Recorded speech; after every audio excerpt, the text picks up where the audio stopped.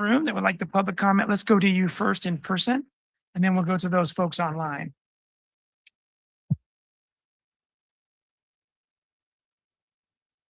Oh, hey, yeah. Thank you, Mayor. Thank you, City Council staff. My name is Jeff Markham. I'm a Marina resident, also the Ward 1 Director for Monterey Peninsula Regional Park District. I'm here to talk about item 4D, which is discussing real property negotiations on Lock Padden Park.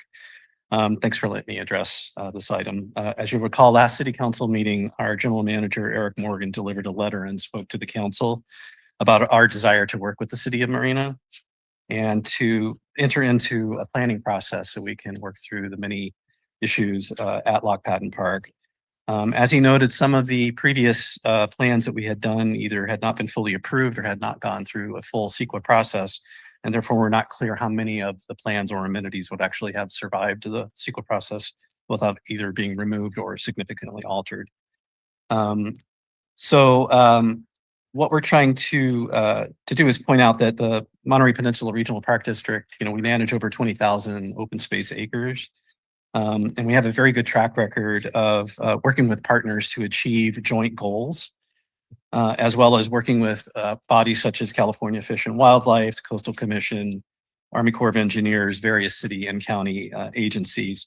And we also have very good experience in identifying and securing grants to help pay for projects. And I think our most recent and largest project is the Palo Corona Rancho Cañada Carmel River Restoration Project, which is about halfway done and is coming along quite well.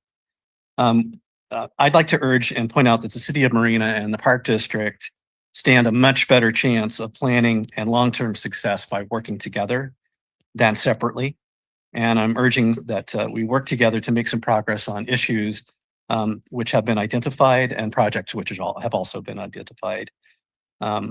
Later this evening, you're also going to be hearing a report from CSUMB Environmental 660 class led by Dr. Fred Watson and his students.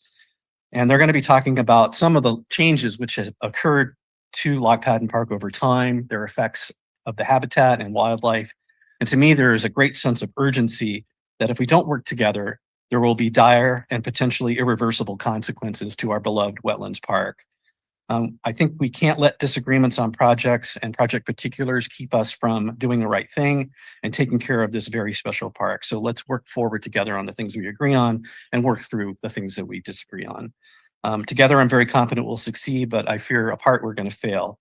And a failure in that regard will rob our future generations of a very unique and beloved wetlands park. So I think it's time to think into the future. Thank you.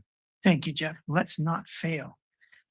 Okay, seeing no one here in person and no one online, we'll go ahead and close public comment on our closed session, and we will we'll come back here at 6:30 p.m.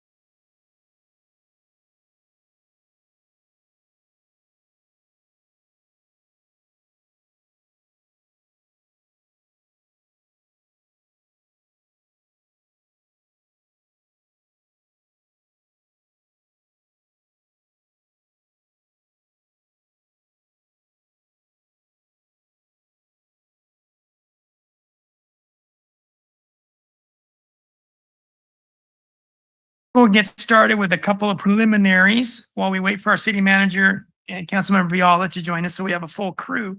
But we just came from closed session. We've been there since 5 o'clock. Our city attorney, Renee Ortega, will summarize that for us. Thank you, Renee. Yes, thank you, Mayor. So council provided direction, but took no reportable action, and that is my summary. Now, closed session was packed. We didn't finish it. We're going to finish it tonight at 10 o'clock. So we're going to go in open session here until 10 o'clock.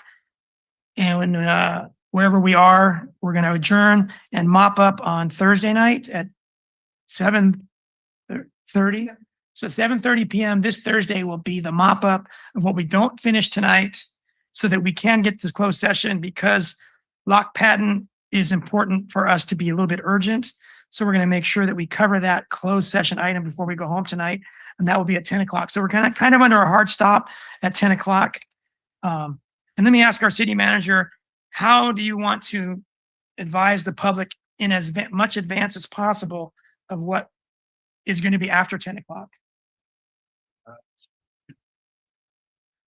If we just went down the list, 13D and E would be the last things: local coastal program and city manager request for proposals for the equestrian center.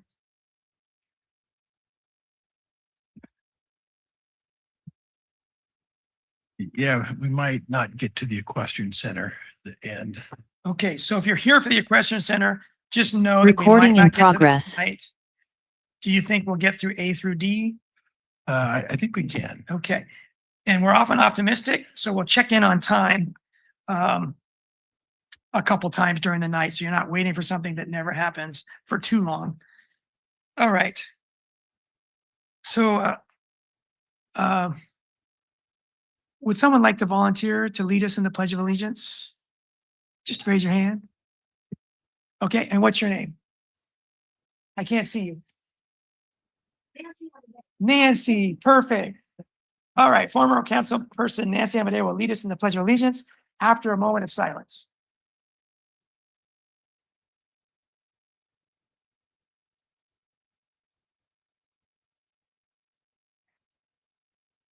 I pledge allegiance to the flag of the United States of America and to the republic which stands one nation under God, indivisible, liberty and justice for all.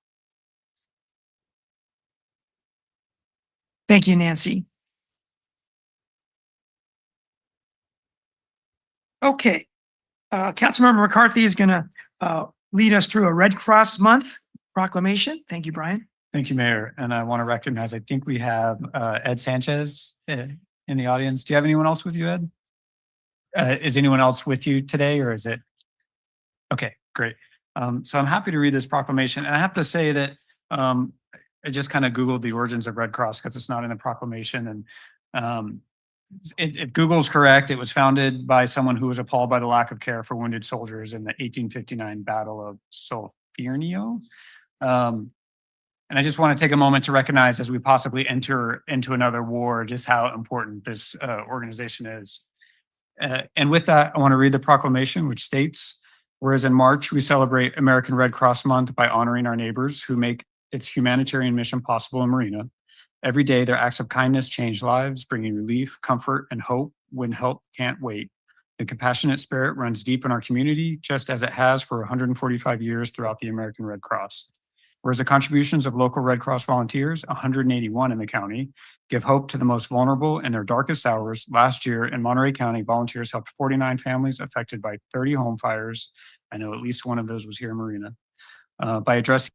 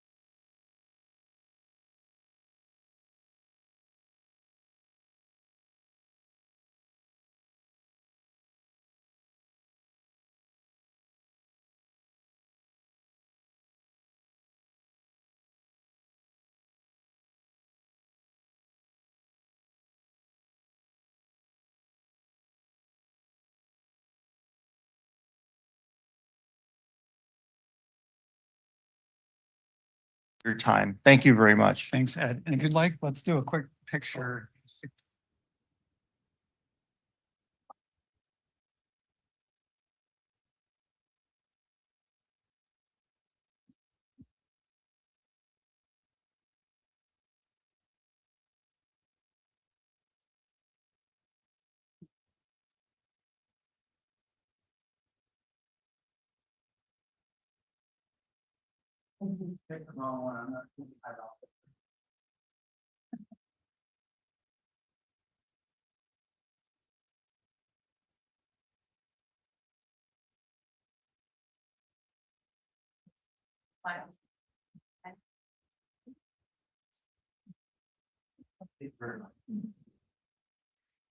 Thank you, Ed.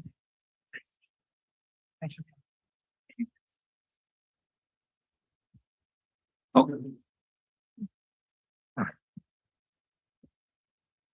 Okay, I think our city manager is going to discuss March 24th, 2026 community workshop from vision to action, shaping downtown Marina together. Great. Thank you, Mayor. Linda, if you can pull up the slide presentation, great. Thank you. We have a wonderful opportunity coming up on March 24th at our community library. It's going to start at really 4 o'clock and go till probably 9 o'clock that night. And it's a community workshop. We're titling it Vision to Action, Shaping Downtown Marina Together. Next slide.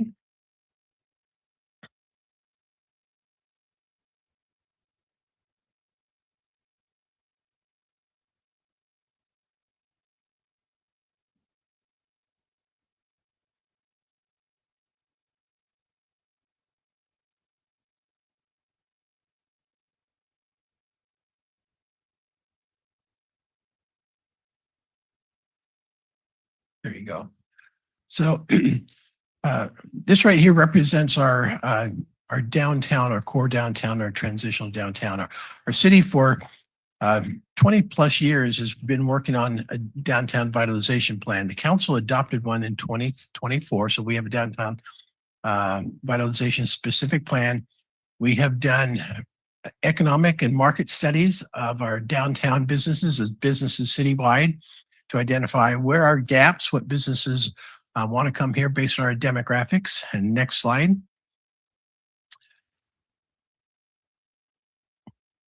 We've gone through extensive work on redesigning and developing a streetscape for our Del Monte Boulevard.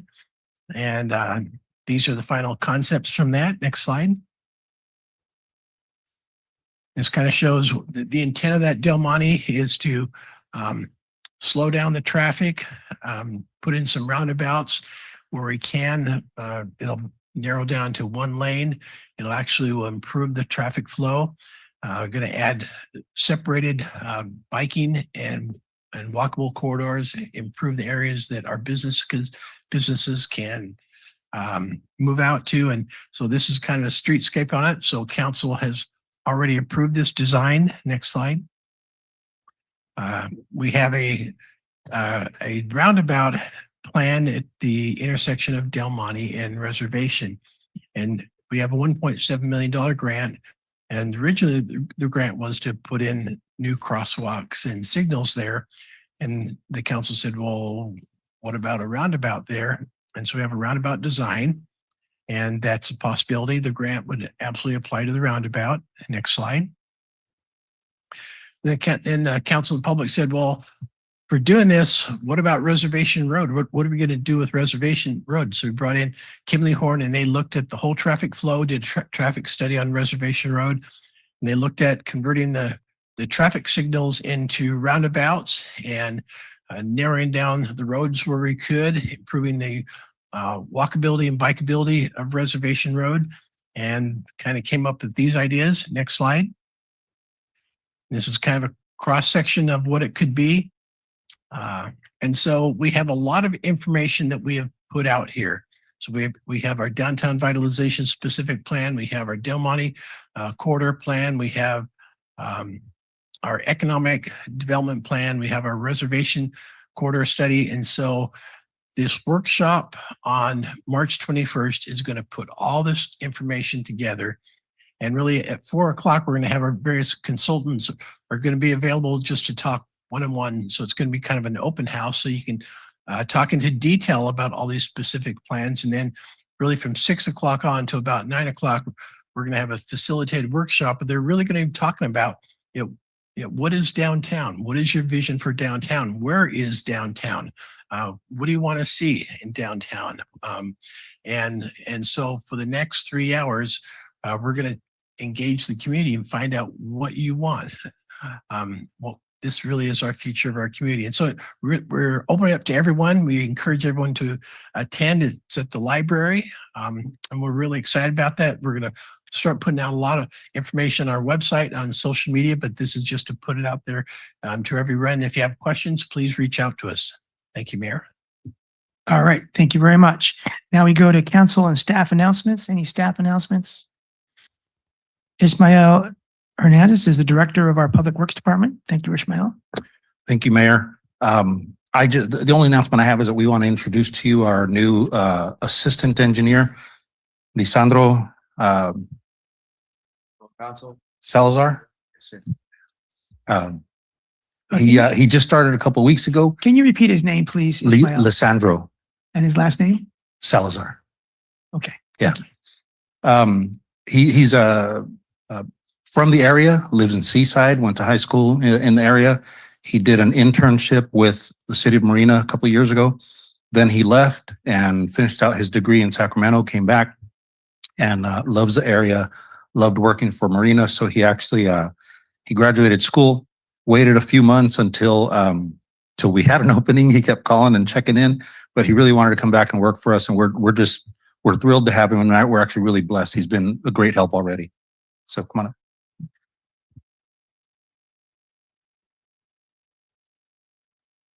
Thank you for having me. It's my first time ever being at a city council meeting and speaking, so it's actually a pretty big milestone. I know there's going to be some more coming soon, but I want to thank the community. I want to thank the city for having me again officially back on, and can't wait. A lot of important and exciting projects coming.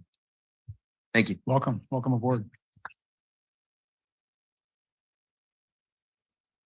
Great to have you. Thank you. Staff, other presentations?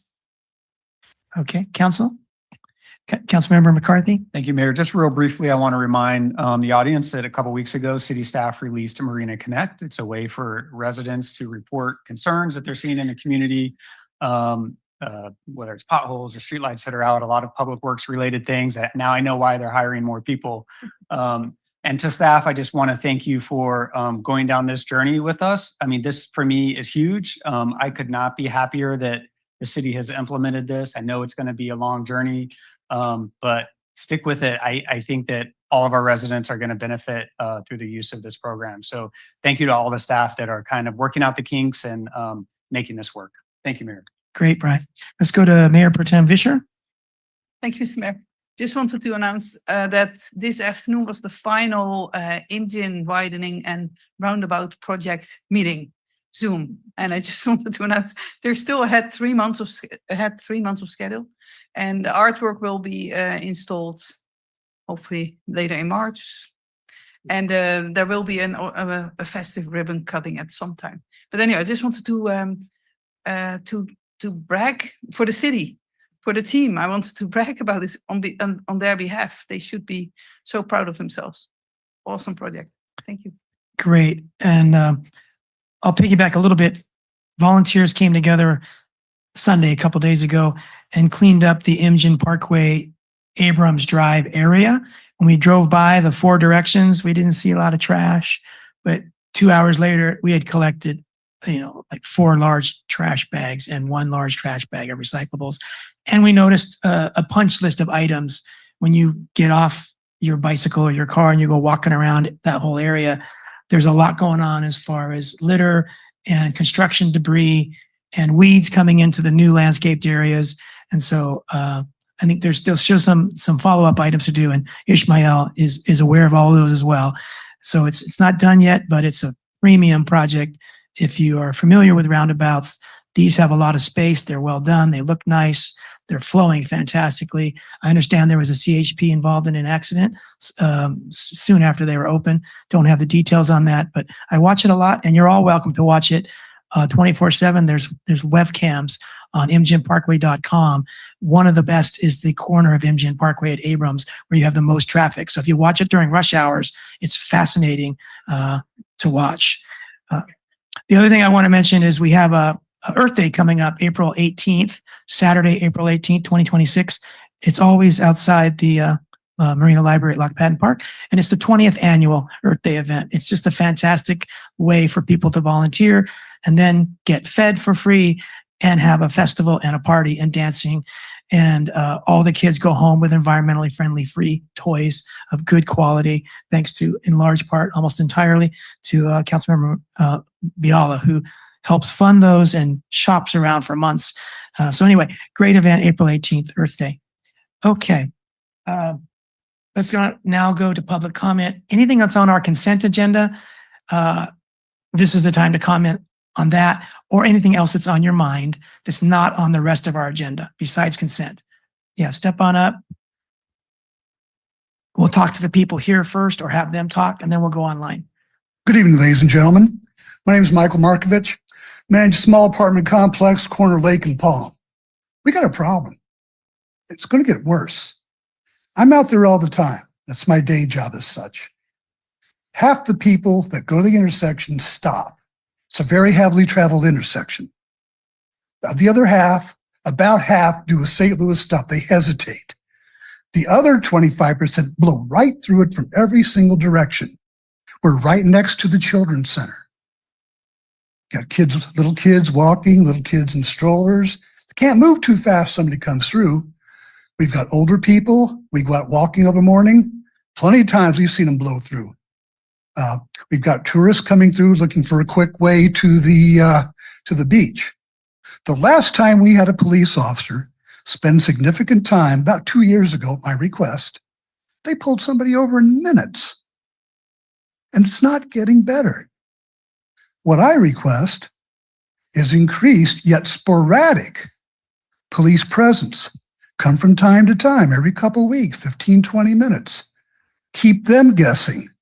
Once you start establishing a reputation for handing out tickets, then we'll get a handle on this. And I'm just talking about the motorists.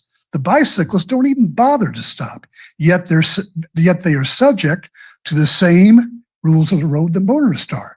I've never seen a bicyclist stop any direction of the 4 directions.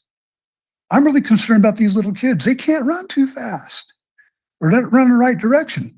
Or somebody in a stroller, somebody like me. When I go out walking, I go with my friend who hears better than I do. I can't hear, even with hearing aids, can't always hear them coming. So all I'm requesting is increased yet sporadic. Shouldn't take too much effort, shouldn't take too much resources. Might save somebody's life. Thank you very much, ladies and gentlemen. What was your name, sir? Michael Markovich. Mike. Thank you, Yep, Mike. thank you.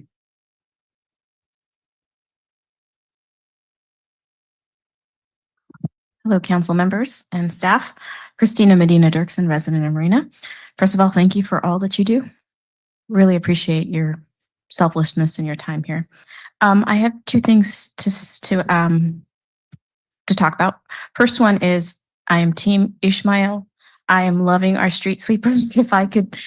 If we could have the schedule somewhere a little more prevalent, but I'm in love with street sweeper. So thank you so much for that. And welcome, Mr. Salazar. You've got a great team that you're joining here. Thank you for coming back.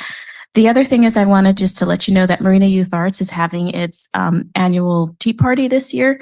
It's happening Saturday. I'd like to invite you all to it, invite the public to it. It's our largest fundraiser of the year.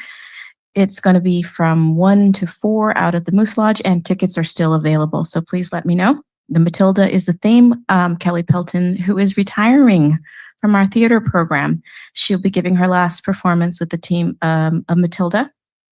And not only that, we have some other retirements. Nancy Amadeo is the founder of Marina Youth Arts. She is directly responsible for arts programming. If anybody doesn't know what Marina Youth Arts is we provide free arts education in Marina schools.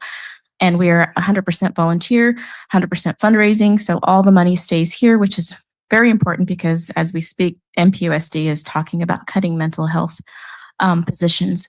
We have something called art therapy through journaling. And it's kind of sad to say this, but we are expanding it to the little kids at Marina, one of the schools down here, because the kids are really just needing an outlet to understand, to make the connection between creativity and their feelings. So Nancy retired, she's from our board, and we also had two others, Nick Kite and Gail Youngblood, who's been on the board forever. So she told me it was fun. So I'm here 10 years later, I'm on the board.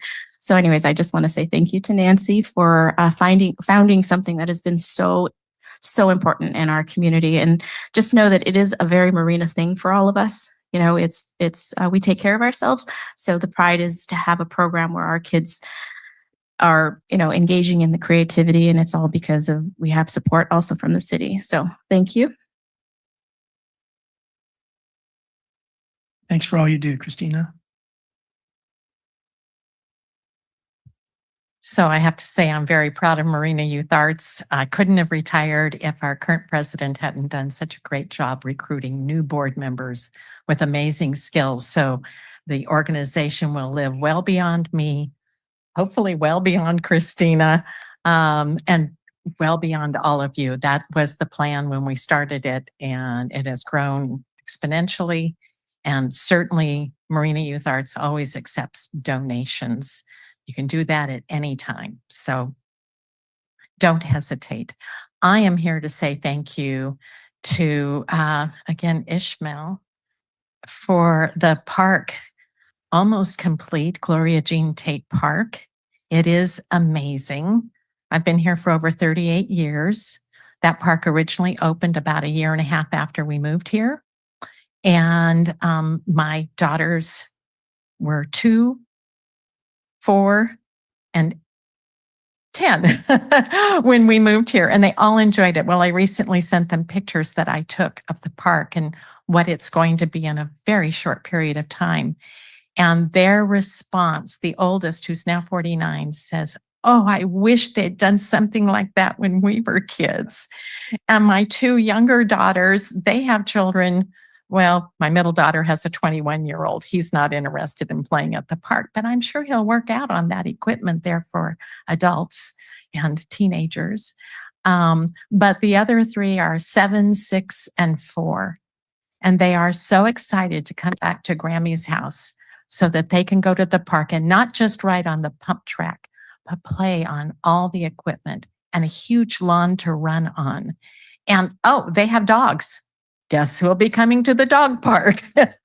We are really, really excited for it to open. I know there's been a few delays, especially rain and some requirements from MCWT that tore up our roads.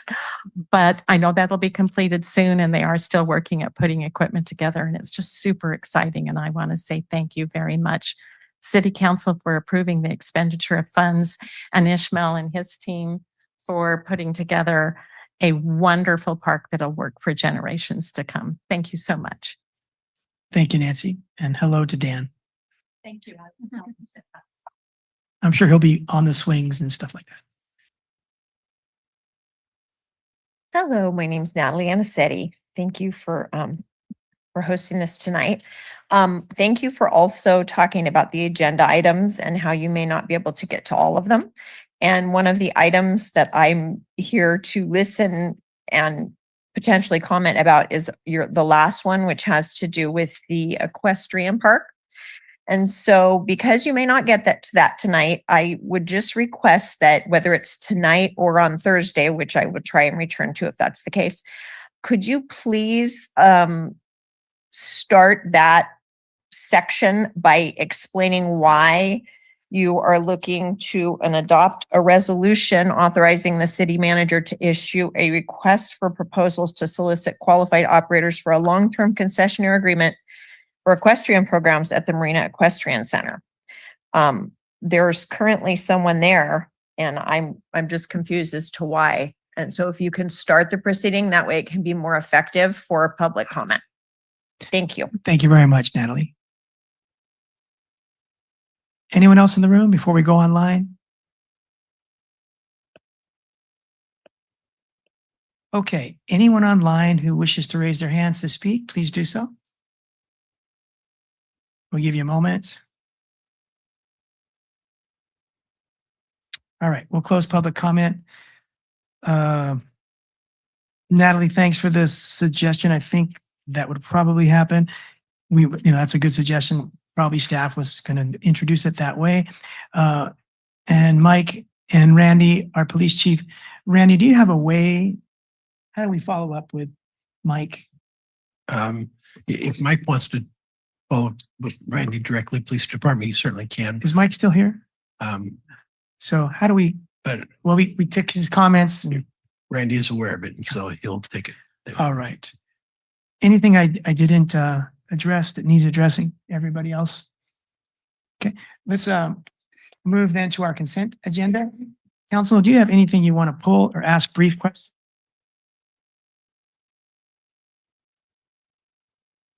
We'll go to Councilmember McCarthy first. Thank you, Mayor. Super brief question on 10C1, which is the claim against the city.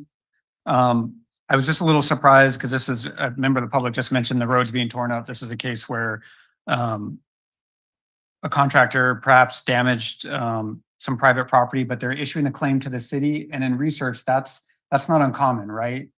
At first, I thought it was very strange that they would issue that claim to the city, but have you seen that happens quite frequently or versus issuing the claim to the contractor? It certainly happens that way, yeah. Okay.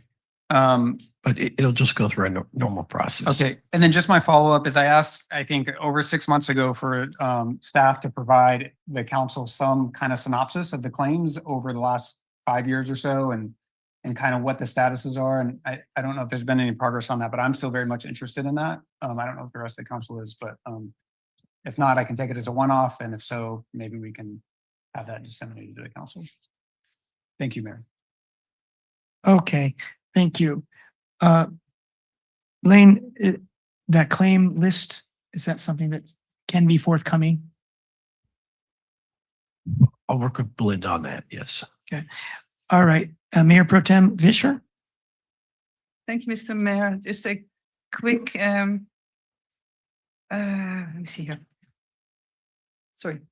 10G2, the street signs and streetlight inventory. Thank you, Ismail, for having answered my questions in advance. And just to explain to everybody who might have read like I did, that it only says it's in certain districts, it's for the entire city. So the entire city will be inventory. Right. Okay. And let's see. Mr. Mayor, somebody requested to pull 10G3 for some Yes, explanations. we'll be pulling G3. And I was wondering, 10L1, we received a letter from the California Housing Defense Fund, whether staff can let us know if those two questions they asked, if that can be taken care of. Sure. or So we expensive. received a letter and we are evaluating it. What we suggest is for the council to move forward with approval of this second reading. This ADU ordinance will be submitted to HCD. HCD may have further comments, and so we can, when it comes back to address any comments, we can address whether anything in the letter needs to be addressed at that time. Thank you. And that's the same approach we did last time we heard it.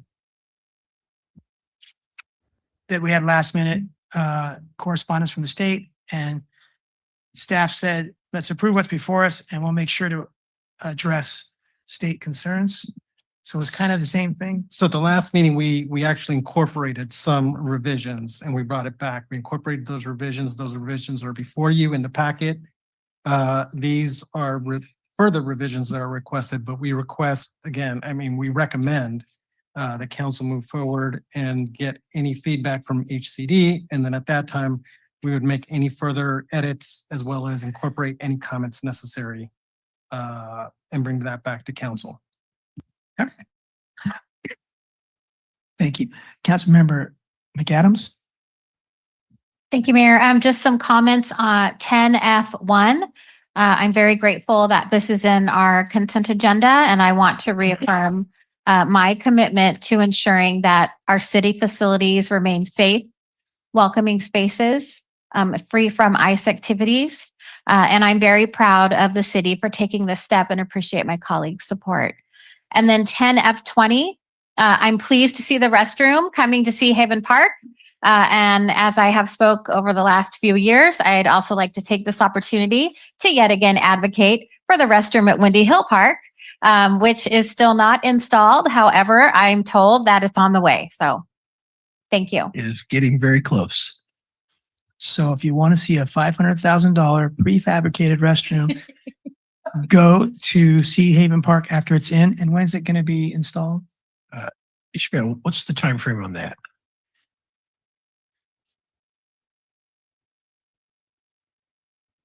We're hoping to start construction by midsummer.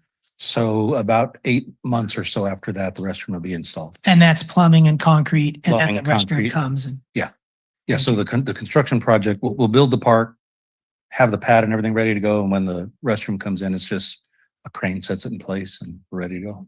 thank you. Okay, Councilmember Biala.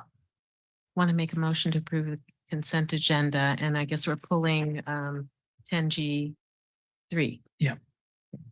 A second. Okay, just for discussion, council, when would you like to hear G3, 10G3? Would you like at the end of the meeting, which is our practice, or as soon as we approve this consent agenda? Depends on how urgent it is. And I'd turn to staff for that. Do we have Shay representatives in the House, and how urgent is this?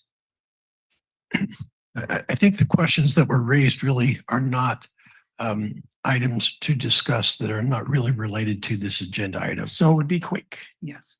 I suggest doing it right after. Okay. the approval. So we'll deviate from our normal practice and hear 10G3 as soon as we're done with the consent agenda. Okay, are there any more questions before we vote?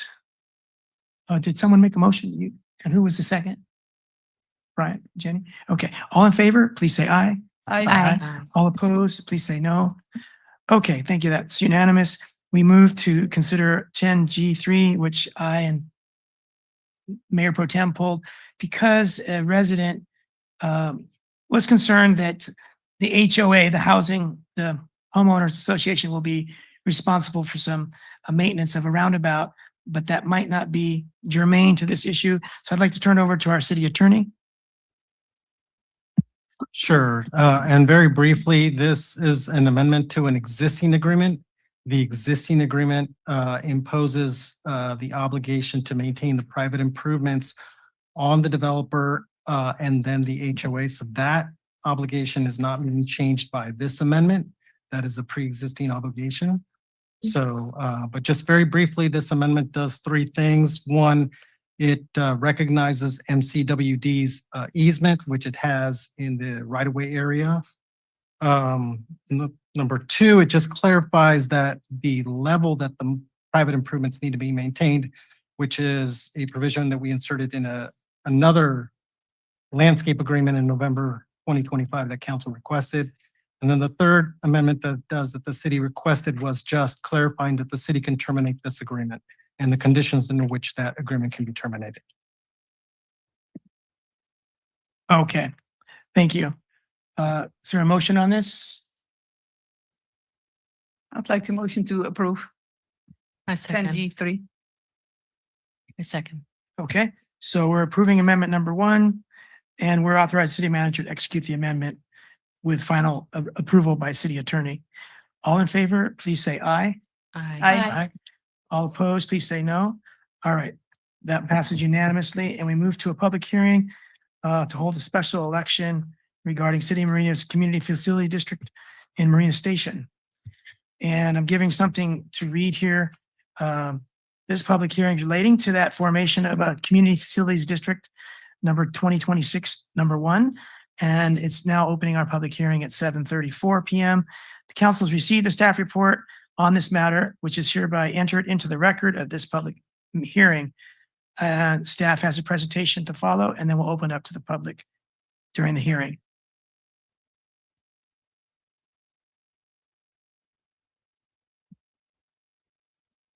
Thank you, Mayor. Jim Fabian with Fieldman Roll-Up and Associates, City's Municipal Advisor. I also have with me Vanessa Legband from Stradling in the audience. We're going to share the presentation. Also, Susan Goodwin is on the Zoom and was hoping to be bumped up to a participant. If you could do that, please. So we have a presentation that we're going to walk through. Could I get that loaded too, please?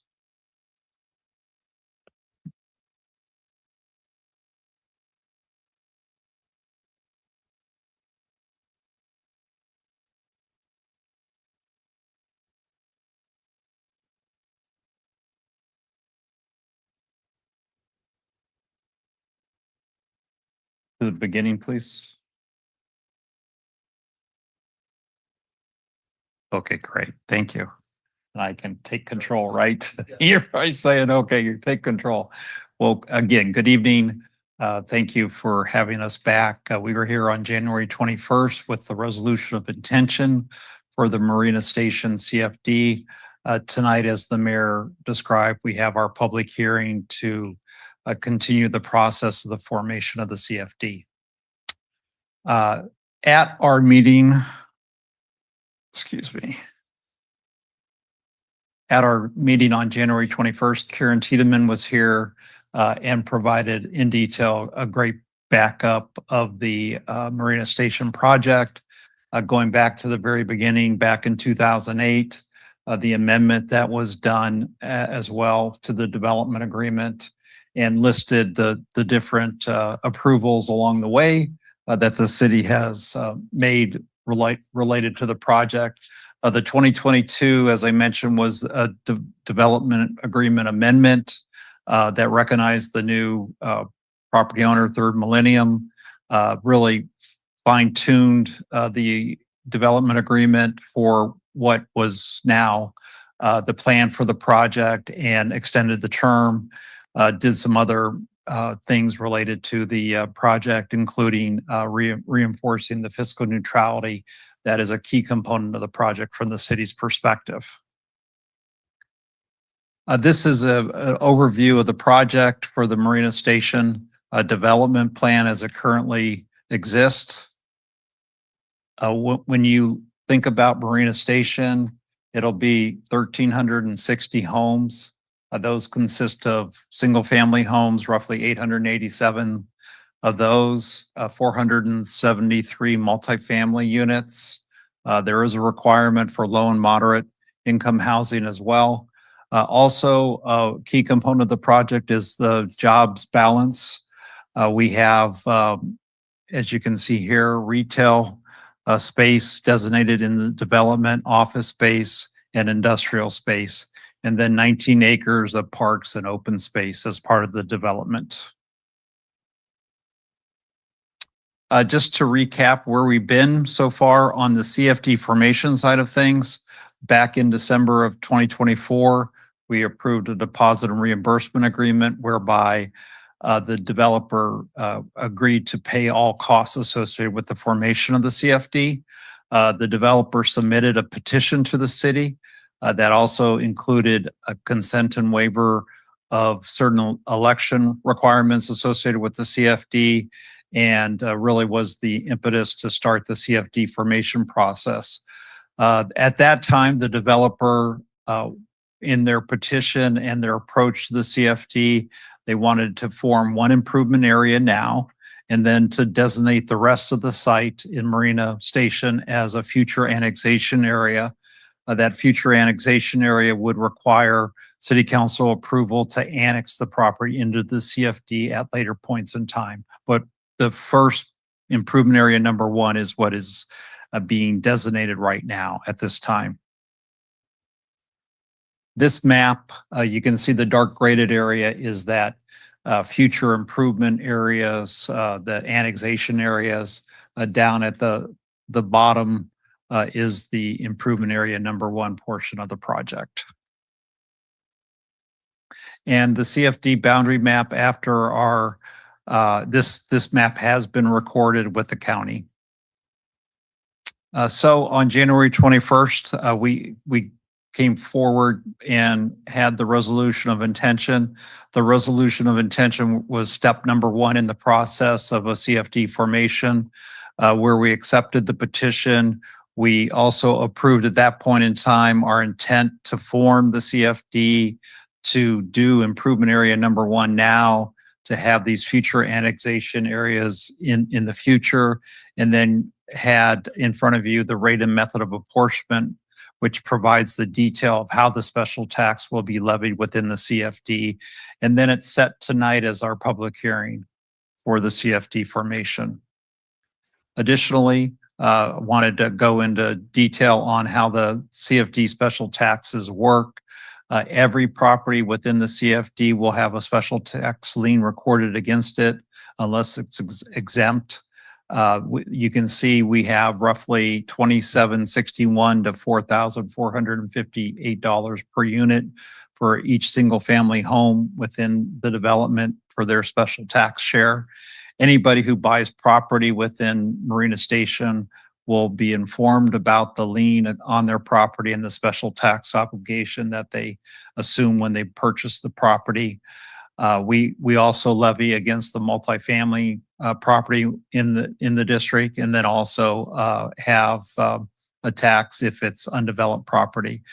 We have 5 tax zones within the CFD, and those tax zones are requested by the developer to match up the special taxes based upon the different types of units that will be built within the district. We also have a services special tax that will fund the maintenance requirements for the infrastructure within the CFD. That services special tax has a 4% escalator on average. That services special tax will run in perpetuity to be able to pay for the maintenance of the infrastructure within the CFD. This is very similar to the services special tax that the Dunes has on and was approved by the City Council for the Dunes project. On the facility side, this is different than the Dunes in that we'll have facilities that will be funded through CFD bond issues in the future. The facility special tax has a 2% escalator on it, and it's a 40-year term. So at that point in time, the services special tax or the facility special tax would go away in year 40, and then you would have the services special tax go on in perpetuity. I wanted to show that these are the types of facilities that will be funded by the bonds that will be sold at some point in time in the future. Your typical backbone infrastructure, streets, roads, all the advertisements with those, the gutters, the medians, will be funded through the CFD. On the infrastructure side of things, on the services side of things, the maintenance of the parks, the parkways, the roads, the sewers, the storm drain, the sidewalks, and in addition, the public safety services for fire protection and fire suppression. A key component of the services special tax is to help fund the cost of staffing a fire station. So again, the other thing that we did on January 21st, and in addition to the resolution of intention to establish the CFD, we also adopted a resolution declaring the intent to issue bonds. And that had a not to exceed amount of 7.6 million for the improvement area number 1 bond issuance. And as I mentioned before, in the future, as the project builds out, the developer will request that there'll be annexations into the CFD. Each one of those annexations will require a proceeding and a not to exceed amount of bonds to be issued for that annex area into the CFD. But for improvement area number 1, the maximum amount is $7.6 million. So that is a recap of where we've been. Vanessa is going to walk us through what we're going to do as part of the public hearing tonight.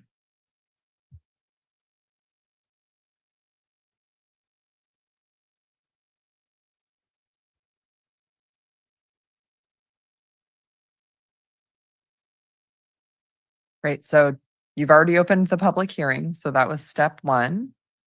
And during the public hearing, we'll provide this presentation, then you can get any public comments and discuss amongst yourselves. After you close the public hearing, we have here receive and file the Community Facilities District Report. I don't think that's in the list of things that I have for you to do, but it is in your staff report and you've received it. Then there are 2 resolutions that you can take at the same time. The first resolution establishes the CFD.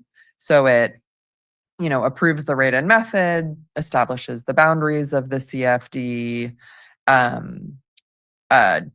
describes the public facilities and services that will be paid for through the CFD special taxes, and then calls the election for this evening. The second resolution that can kind of be approved at the same time as that is the resolution declaring the need for bonded indebtedness in the CFD, and that's to help finance the facilities, and those bonds would be paid only by the facilities special tax. And as Jim noted, the maximum bonded indebtedness for improvement area number 1 will be set at $7.6 million. Then you can, as described in the resolution of formation or the resolution establishing the CFD, call the special election. At that point, you can conduct the election. The city clerk, I believe, has the ballot in her possessions. She can open the ballot envelope and read out the ballot results. There are 3 propositions that the landowner is voting on. It's the proposition approving the levy of the special taxes, approving the issuance of bonds up to the $7.6 million maximum, and also, as required by state law, setting an appropriations limit for the CFD improvement area number 1. After the election results after the ballots have been opened and the election results are known, then there's a final resolution certifying the election results.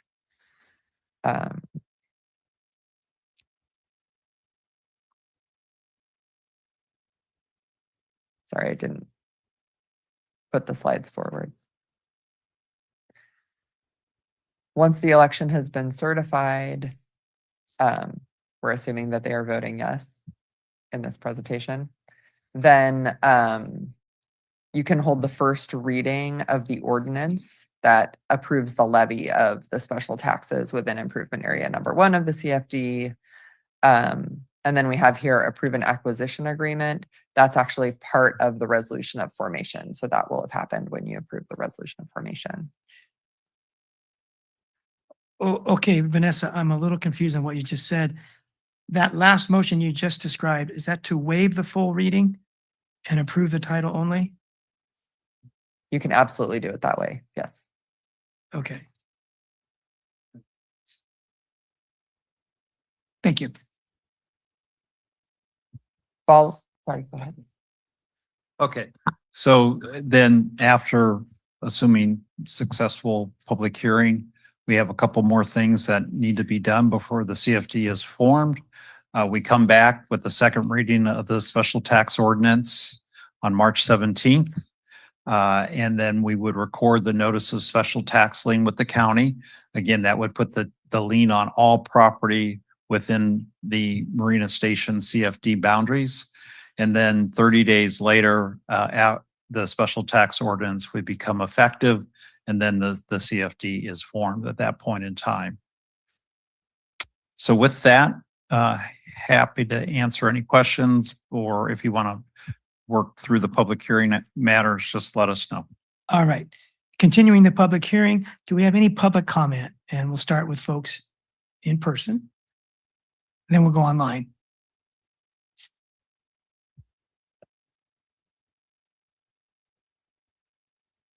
I'll just have a question for clarification. When the presentation was being done, it talked about phase 1 only. And then the last comment was that it was the entire Marina Station that would be approved with this. And I just want clarification that it's only phase one. Thank you. Thank you, Nancy. And were you referring to improvement area number one, or were you referring to phases? Okay, improvement area number one. Got your question. We're gonna get all of them. Anyone else in person? Okay. Anyone online wish to comment? Please raise your hand at this time.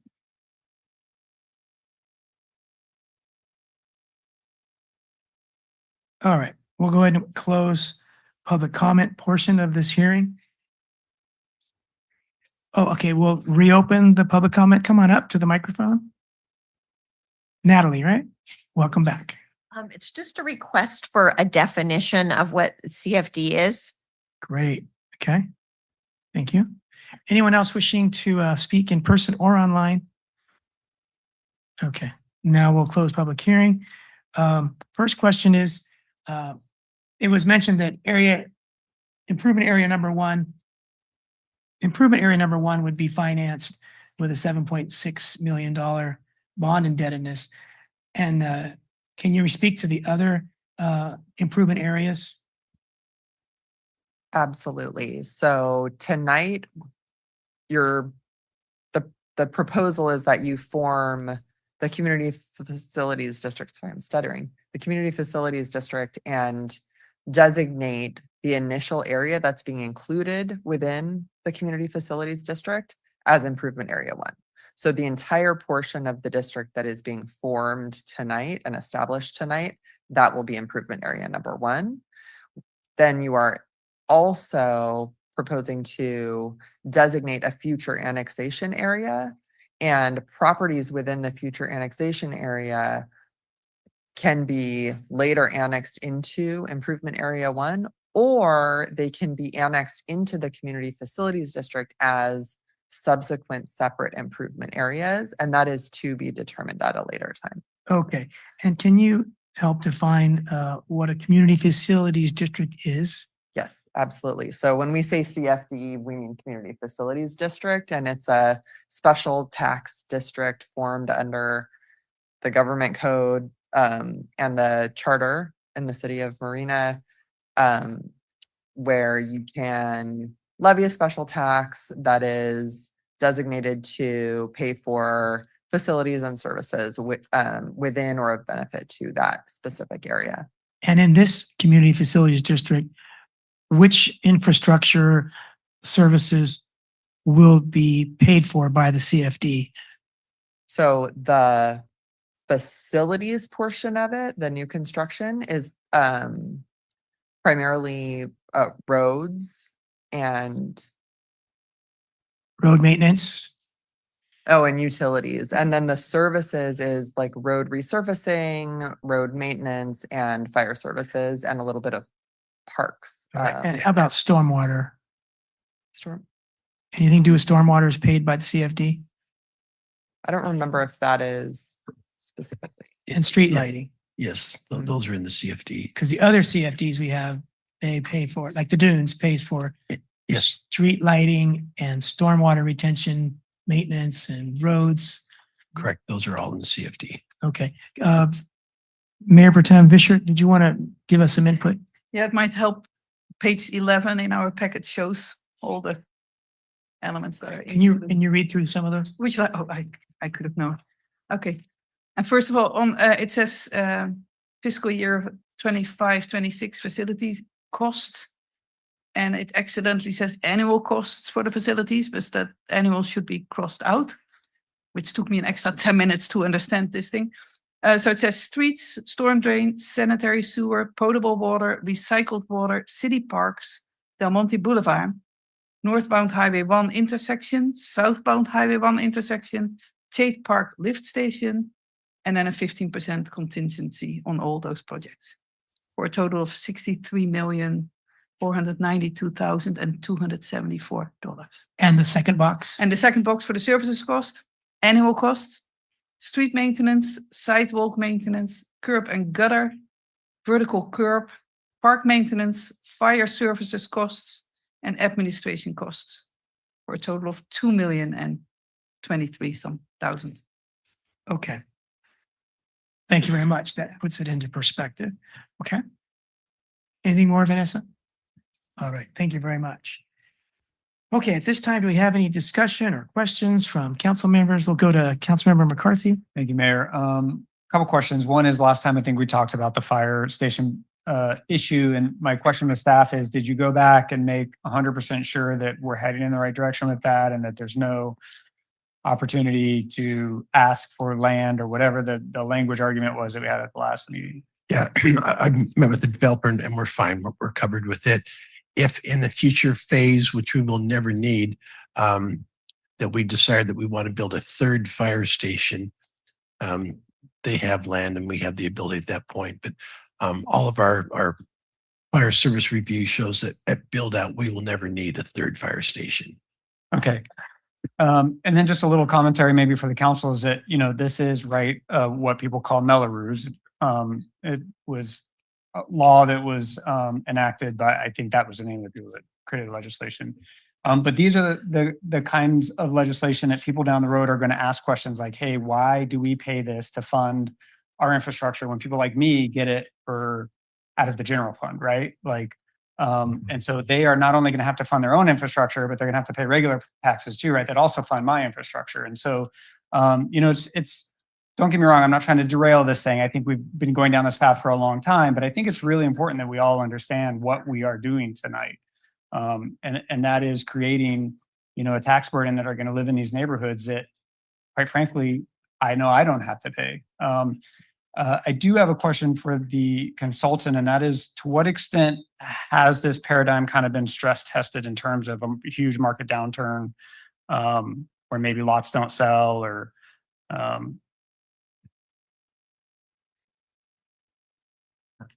I think that's probably better asked of the developer in terms of their planning for the project. But remember, when this developer determines the price point for these homes, they're factoring in the effective tax rate that this home will have. That includes not only the ad valorem special taxes, but the CFD special taxes. And they'll, you know, have sophisticated worksheets to determine what people will pay for a home, a brand new home. You know, remember that, a brand new home with brand new infrastructure, what they'll pay for that, assuming the fact that they're going to have this additional burden of higher total effective tax rate. And they have factored that in their marketing and their modeling for what these home prices will sell for. And, you know, again, it's a market working itself out. You know, when, you know, you could buy an older home that has a 1.2% effective tax, or you could buy a brand new home that has an effective tax. These are going to have about 1.5% effective tax. And so, you know, the marketplace will determine that by the fact a buyer will decide, well, I want that brand new home that has a higher effective tax rate. okay. And just to help me understand, is there some risk to the city if there is a huge market downturn and these taxes aren't collected? Is there a risk to, for example, the general fund? Well, I think remember the part of this project, the reason we have the fiscal neutrality built into this project is that, you know, there's a partnership between the city and the developer to be able to find a financing mechanism that will make sure that the city has adequate maintenance of the infrastructure, and then also the contribution to the fire services that are required. And so if there was a downturn, you know, if these homes didn't sell, you know, that contribution would probably lag a bit potentially, and you would probably not have the need then either if there aren't the homes. So, you know, again, you know, we're all assuming that this over the next 5 to 7 years, this project will build out, and, you know, those homes will come in and the revenues will be there. Okay, thanks. And the last thing I'll say is I just find it interesting that we're potentially approving this tonight, but not a couple months ago did we dissolve I don't remember if it was a CFD or a landscape and lighting district where the residents said, we don't want to pay anymore. So just kind of a little bit of interesting dichotomy there, but thank you, Mayor. Yeah, thank you. And on that point, I think this has the annual inflation escalator in it, right? It does. So we won't run into that issue where districts don't have an annual inflationary add-on, and then they can't pay for themselves and they don't want to tax themselves more. So we run into the problem you just mentioned, but this is not that situation. It could still potentially happen, right? That a CFD might say that they don't, there's unforeseen expenses or, and that they don't want to special assess or whatever the case may be. I mean, I hear what you're saying. There's an inflation index, and I think that's very helpful. And yes, that's true, but I don't think that necessarily means that we can't run into problems in the future.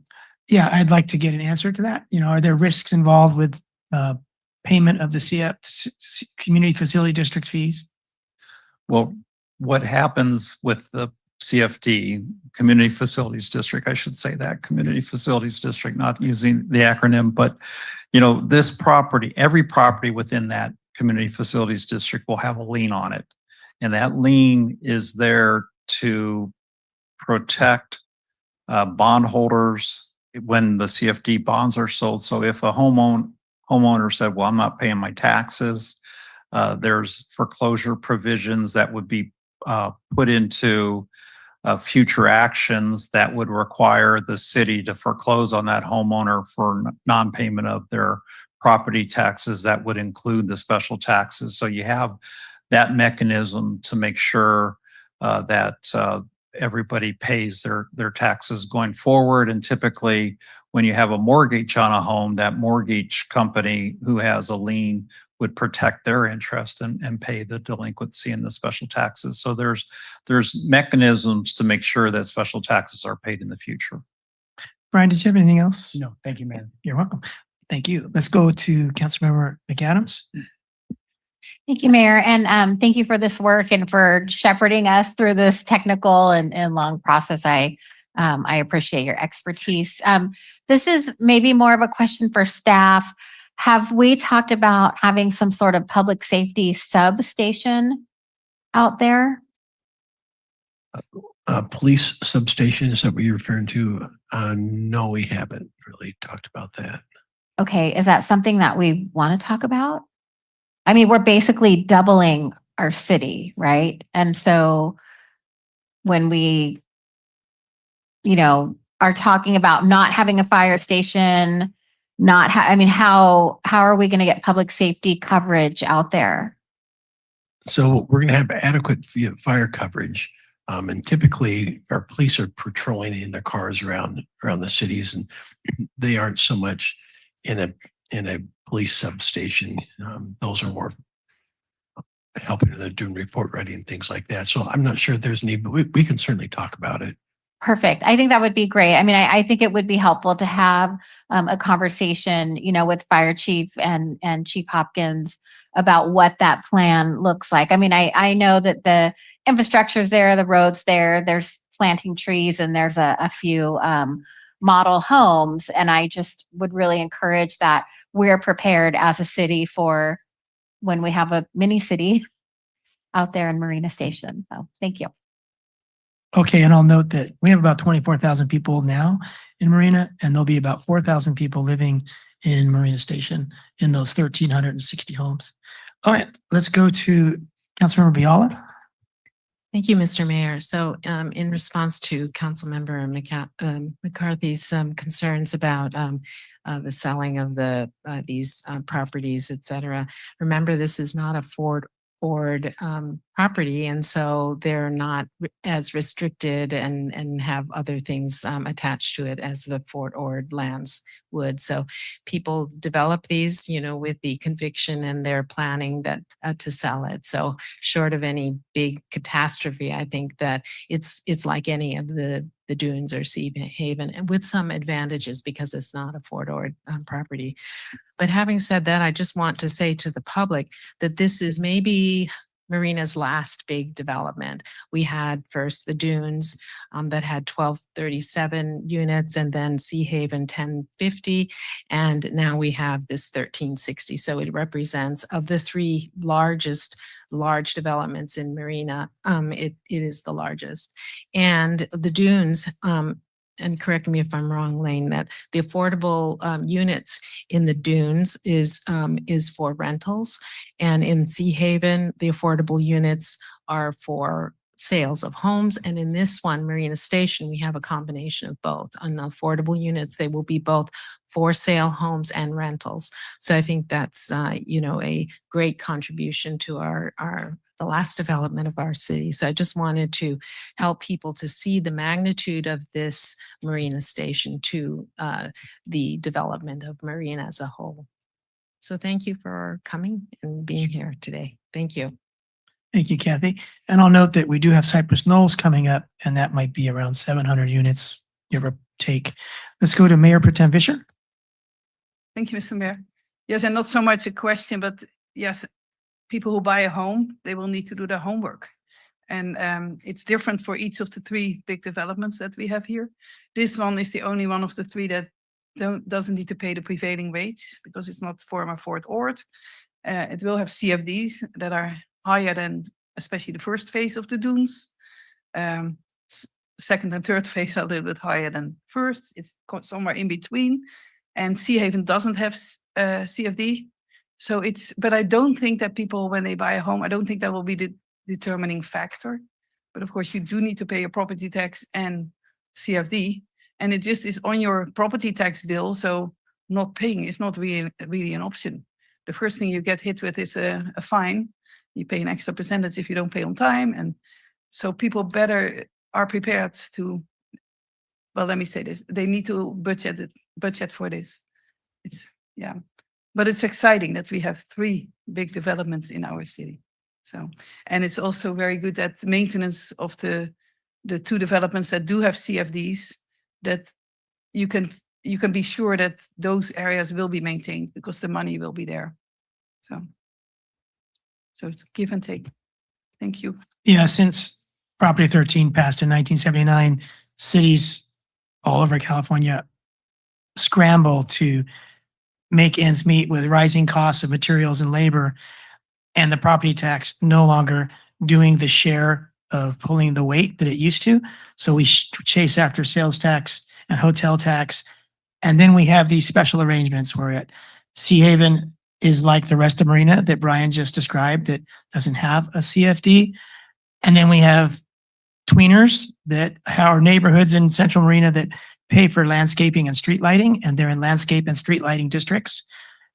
And then we have the furthest, most expensive, where we have the Dunes and now Marina Station that have community facility district fees and homeowner association fees and property tax like the rest of us. So they will be paying the most to support our city, but it's in the vein of figuring out any tool we have to make ends meet. And there's an inequity that Brian described. And so people have their choice of where they want to live. Do they want to buy an older home or a new home in Central Marina? Or do they want to buy a new home in any of these other projects that might have a street and landscape district or a community facilities district like East Garrison is similar? So yeah, it's a matter of choice. And sometimes people get into what they're not fully aware of. But I think they're fully aware of the monthly payments that they're going to have. If not, then they really haven't done their homework. But it's a very interesting topic for discussion, and it's triggered tonight, at the front of our minds. So thanks for discussing that.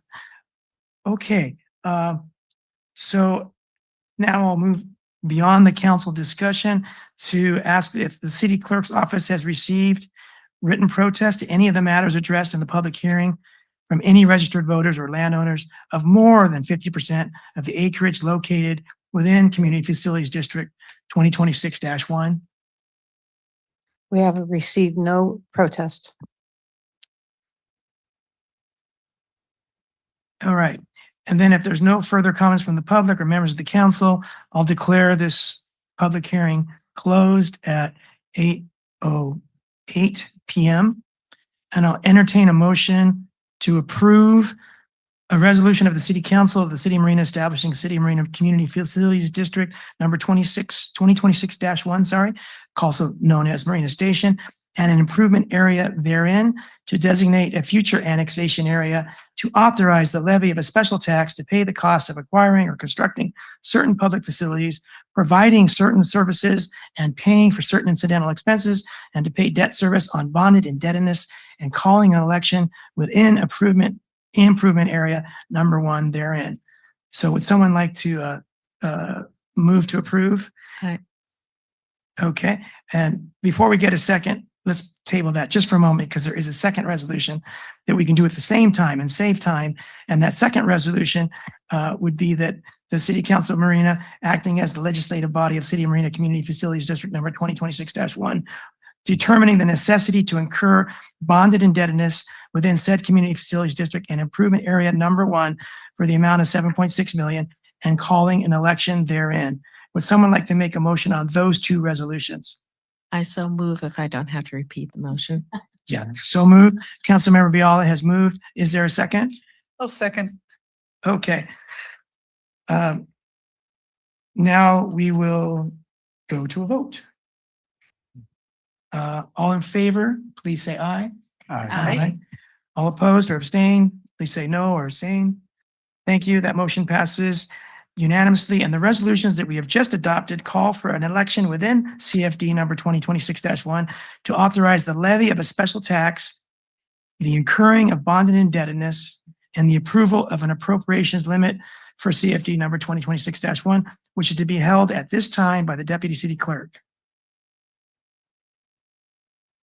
Such a dramatic moment.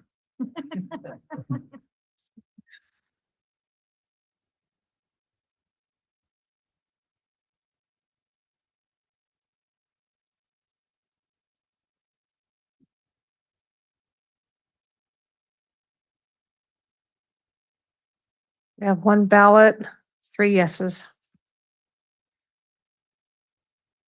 So Deputy City Clerk, would you agree that all ballots have been cast in connection with the elections for CFD number 2026 and the elections are now closed? Yes. And that each of the ballot propositions have been approved by more than 2/3 of the vote cast in the elections for CFD number 2026-1? Yes. Okay, so now I'd like to entertain a motion to approve a resolution of the City Council of the City of Marina acting in its capacity as a legislative body of the City of Marina Community Facilities District number 2026-1, also known as Marina Station, certifying the results of the March 3rd, 2026 special tax and bond election. Is there such a motion? I'll move that we do that. Is there a second? Second. Okay, so to adopt that resolution, all who want to, please say aye. Aye. All right. Any noes or abstentions? So then that motion, thank you, passes 5-0. And that resolution certifying the results of the election for CFD number 2026-1 has passed. At this time, the clerk will read the title of the ordinance that we're about to consider, and the council will waive further reading.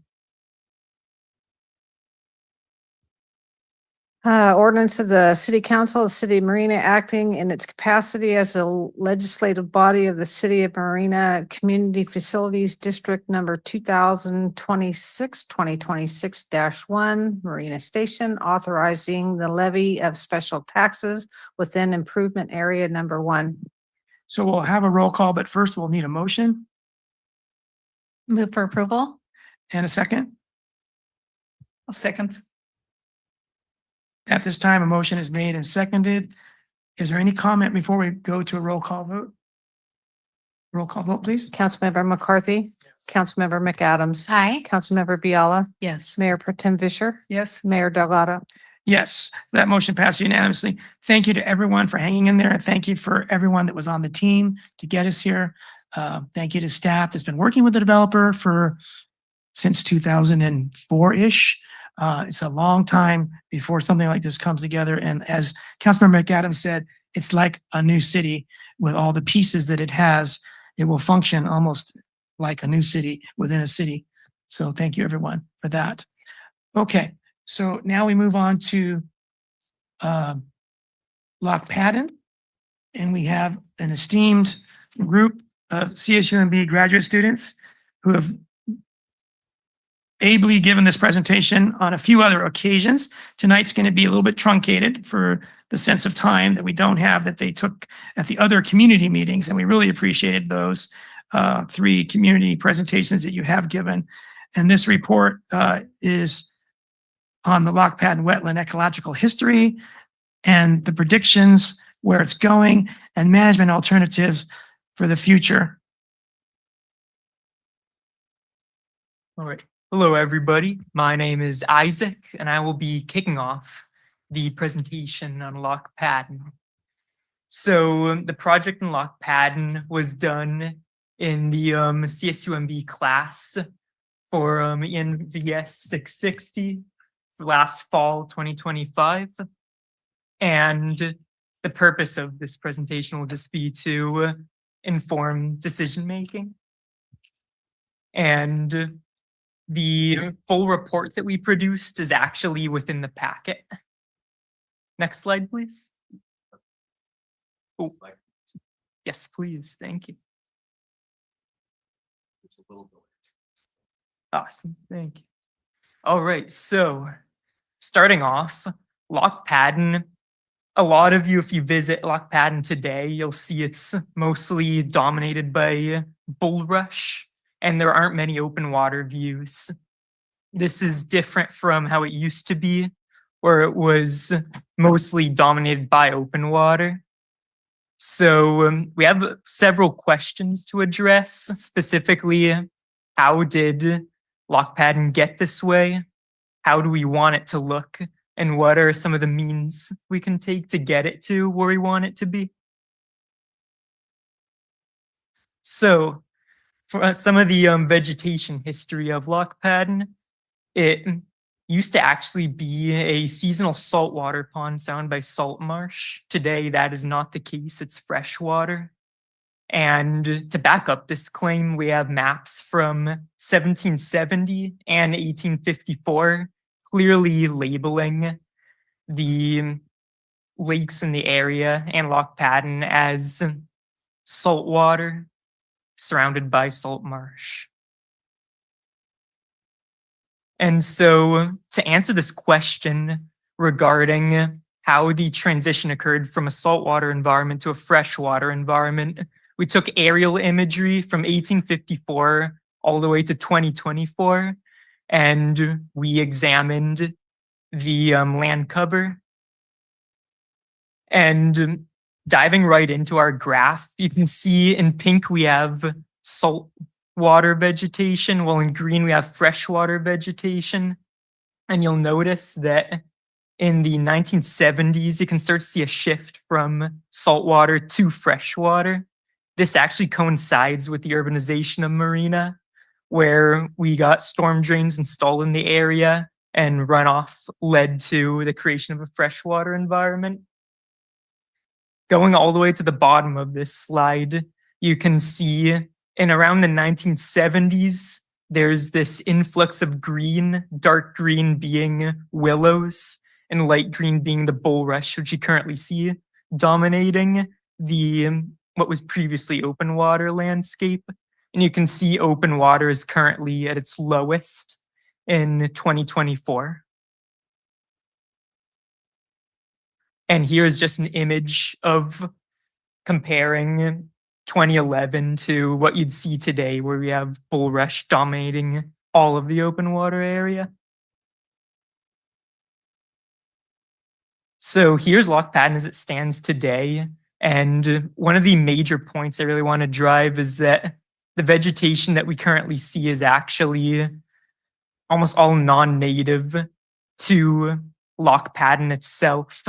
And this vegetation was somewhat recently introduced due to the transition from freshwater or saltwater to freshwater. I did want to note that the vegetation is, however, almost all native to California itself. So it came from elsewhere in the state and established itself in this newly freshwater environment. All right. Thank you, Isaac. My name is Joe, and I worked on the hydrology portion of this. And similar to the vegetation classification that Isaac just described, we use these historical maps and satellite imagery to assess open water area over time. And really, there was a fundamental shift of Loch Patton in the 1970s due to this stormwater infrastructure and the urbanization of Marina. And we can see seasonal shifts in the saltwater environment, including 1937, where the pond got really small. And this is actually a natural thing that occurred. This is it drying up over time. As it shifted and there's more freshwater input into the system, we can see as it gets bigger and actually stabilizes to around above 5 acres. And in the last 20 years or so, this has been greatly reduced by bulrush, as you can see on the figure on the right, this steep decline. We also assessed water quality in fall of 2025. And this is aligned with the citizens report put out in 2024, that this is a freshwater system that's anoxic, meaning it's low in oxygen. And this is, we believe, due to the bulrush reducing the wind circulation and the mixing of the water. And this is not an ideal habitat for certain species and specifically birds. And just as a counterpart to this, Laguna Grande is a similar system, and it has way less bulrush due to a greater depth, and that actually has a higher DO. So this bulrush is having a big impact on the water quality.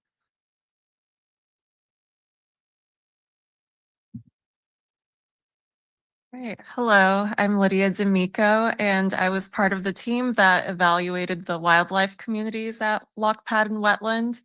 And so we started our evaluation by looking at historical and current records of special status species in the area. And while we have a few special status species that were known to occur at the pond, the one that we're going to be focusing on is tricolored blackbird because it continues to be present at the pond. And so we wanted to understand how those habitat changes over time from salt to freshwater with larger bulrush encroachment has affected the bird communities there. And so we evaluated different bird groups at Loch Patton. And you can see that in the lower portion, these are detection rates. And when we look at shorebirds like herons and egrets that need open shoreline and shallow water conditions, their detection rates have declined over time. And then other species that love the dense bulrush, like the marsh songbirds and the soars and rails, their detection rates have been consistently strong over the years. And focusing on tricolored blackbird, they've been consistently detected at the pond, and so we wanted to investigate that further. And so looking at that same detection rate data over time, you can see that the majority of the detection rates in the top figure occur during the non-breeding season. So that's in the fall and winter time. And that's where the majority of tricolor sightings have occurred since around 2010. And then looking at the lower figure, this is historical data taken from CNDDB, and you can see that in the mid-90s and up until 2001, tricolor was documented nesting at Loch Patton Wetland. And these birds are especially impressive with their nesting behavior because they're considered the largest colonial nesting bird in North America. And then after 2001, there were surveys conducted in 2014 and 2015, but no documented occurrence of breeding. And when we look at the habitat changes over time, you can see in 1993 and 2001, there was more open water available and sparser islands of bulrush, which is considered ideal nesting habitat for these birds. And then comparing that to current conditions, there's much more bulrush encroachment and less open water available.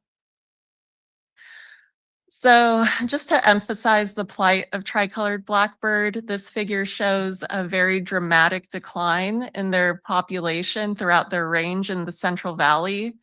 And so these birds are experiencing a pretty steep decline in their numbers.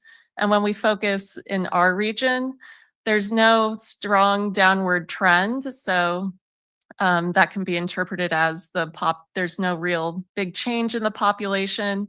And so an idea is that they're probably not nesting at Loch Padden because it's not necessarily related to their overall population decline. It's just that habitat conditions have changed and most likely are no longer suitable for nesting.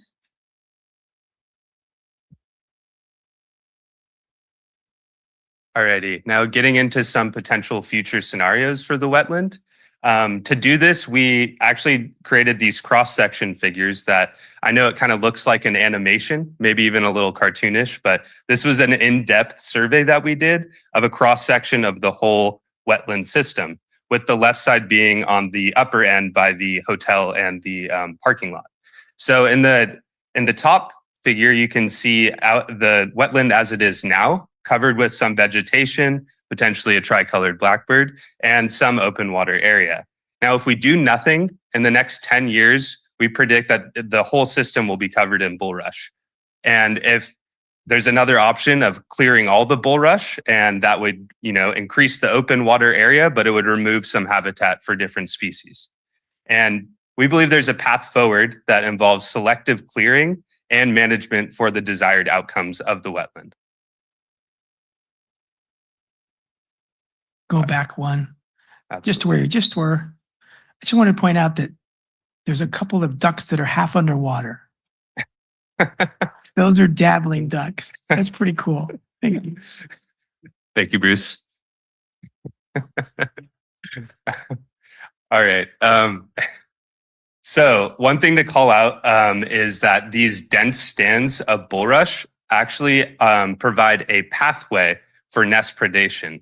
And to drive this point home, Fred and I and a couple other students were actually walking on these dense brushes during our surveys. So they can support the weight of full-grown adults. They can absolutely support the weight of raccoons and rats that potentially would be, going and getting these tricolored blackbird eggs.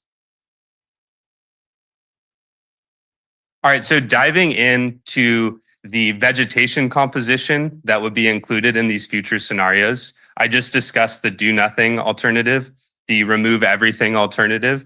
Now to talk about the one in the upper right, this is the view shed or sightline alternative that prioritizes view shed. So areas that, you can see open water, and that would be ideal for birding. This would leave a component of the bulrush kind of over into the eastern side. Now, in the bottom left, we have a wildlife focus, and this is focused on prioritizing the habitat diversity of emergent wetland and upland habitat. And this would be, prioritizing habitat diversity for multiple different species. And the combined approach takes something from the view shed, takes something from the wildlife, and, really optimizes both the human use and also the habitat diversity of the wetland. So how exactly would we turn these potential scenarios to life? Well, there's a couple ways we can do that. So initially, you're going to need a little bit more of a heavy duty solution if we want this to last for a while. And what we propose is possibly using a long reach excavator to maintain the vegetation in the wetland. And you may be wondering if this is widely used, and it is. In fact, it's happened pretty recently in Monterey County over at Laguna Seca, where we saw the removal of willows and bulrush, which are the exact vegetation that we would like to target in Loch Padden. Following up with our initial removal, there are several different ways to manage vegetation that we could choose from. There's manual removal, which is using hands, aquatic herbicide using sprayers, and there's also mowing and weed cutting. And that third option has actually happened in the past at Loch Padden before. And so a little bit more on the follow-up removal. We would be looking at removing about an acre of bulrush per year. And we believe that would equal out to around $2,000 per year, or about 10K every 5 years. And next, we wanted to quantitatively weigh the different future scenarios that we came up with. And to do this, we produced a table where on top we have the 5 different future scenarios we came up with. And then on the side, we have different criteria that we ranked these scenarios on. And these criteria include open water views, so a more human-centric approach. You have birding opportunities and habitat diversity, which is a more wildlife-based approach. And then you have permitting and cost. And ultimately, we chose a more balanced solution that includes habitat and viewshed-oriented management, where we really don't want to see any ones popping up in our final decision. We want to see balance across all the different criteria and equal consideration. So therefore, we consider habitat and viewsheds to be the best option for choosing where to clear vegetation in Lochpad. So to summarize, we recommend doing something and managing this wetland. We believe it should be managed to benefit both the wildlife and the people through producing good views. And an additional benefit of this management would be increasing public safety within Lochpad and wetland. The first step would be to define the specific areas that need to be cut and maintained. And we also would propose replacing areas that are cut with something native, such as herbaceous wetland plants, to prevent.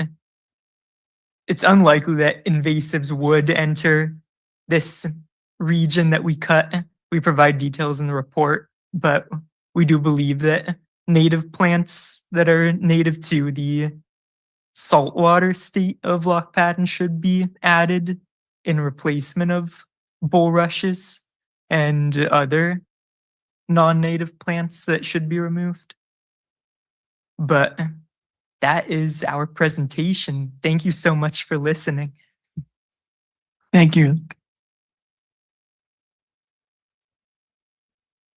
Lydia, Joe, and Isaac, thanks for coming tonight. You did a great job again. Let's go to the public for comments, questions in person, and then we'll go to those online.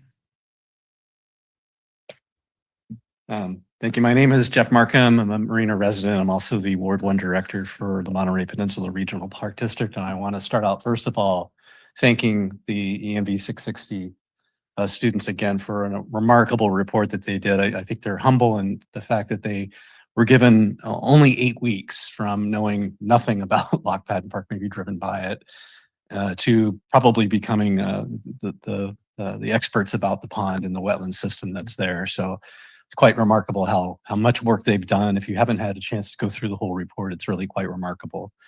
What they've detailed for us is really a system that needs our help. It's something that, if you see in their presentation, to me, the do nothing option is really not an option. We have to do something. So I think we as a community have to get together and look at the options that they presented and work together to figure out what we can do to help us take care of things like the tricolored blackbirds. I'm going to motion that we never let them leave. When they graduate, they have to stay. And for the rest of you, you're all going to be getting hip waders and sickles to go cut some of that bulrush out of there. But thank you so much for all the hard work that you did. And we owe you a great debt of gratitude. Thank you. Thank you, Jeff, for your leadership in this project. Hello again. I didn't think I was going to talk this much tonight, but I have to say, well, I'll just echo what Jeff said. What an amazing team and what an amazing job they did. I would like to speak to the fact that I have seen personally, when you neglect the environment, it has a huge impact on wildlife and on people who enjoy the wildlife and want to see more of it. And I'm going to speak to the cypress trees that were turned over to the residents of Cypress Cove. We're the only ones who've done anything with it, my neighbor and I, and we had our trees pruned way up. They were so full of dead wood. We no longer had birds, and we used to have probably 10 or 15 varieties, including the tricolor blackbird. They were all gone. Since we did this before winter, the big birds have come back. We now have hawks sitting on our fence and watching our dogs. I hope they don't run off with them. But we are also getting others, a variety of different sized birds, because they need that space to be able to sit in a tree, and they didn't have the space anymore. So it's been very exciting. And now to know that there's a way that we can return that beautiful lock pattern back into beautiful lock pattern where it does attract birds. I can remember seeing blue heron there frequently, and I haven't seen one there in a very long time. So it's really important that we look at this and the habitat that we're creating and the beauty that exists in that habitat, and that we're saving birds and other animals just by protecting the habitat, bringing it back to its natural state. Thank you. Thank you, Nancy. All right, we'll go to people online. If you want to speak, please raise your hand. And first we'll go to Grace Silva Stantilla. Welcome, Grace.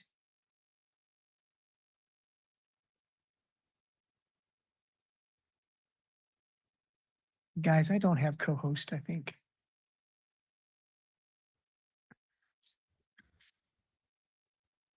Hello, Mayor and City Council.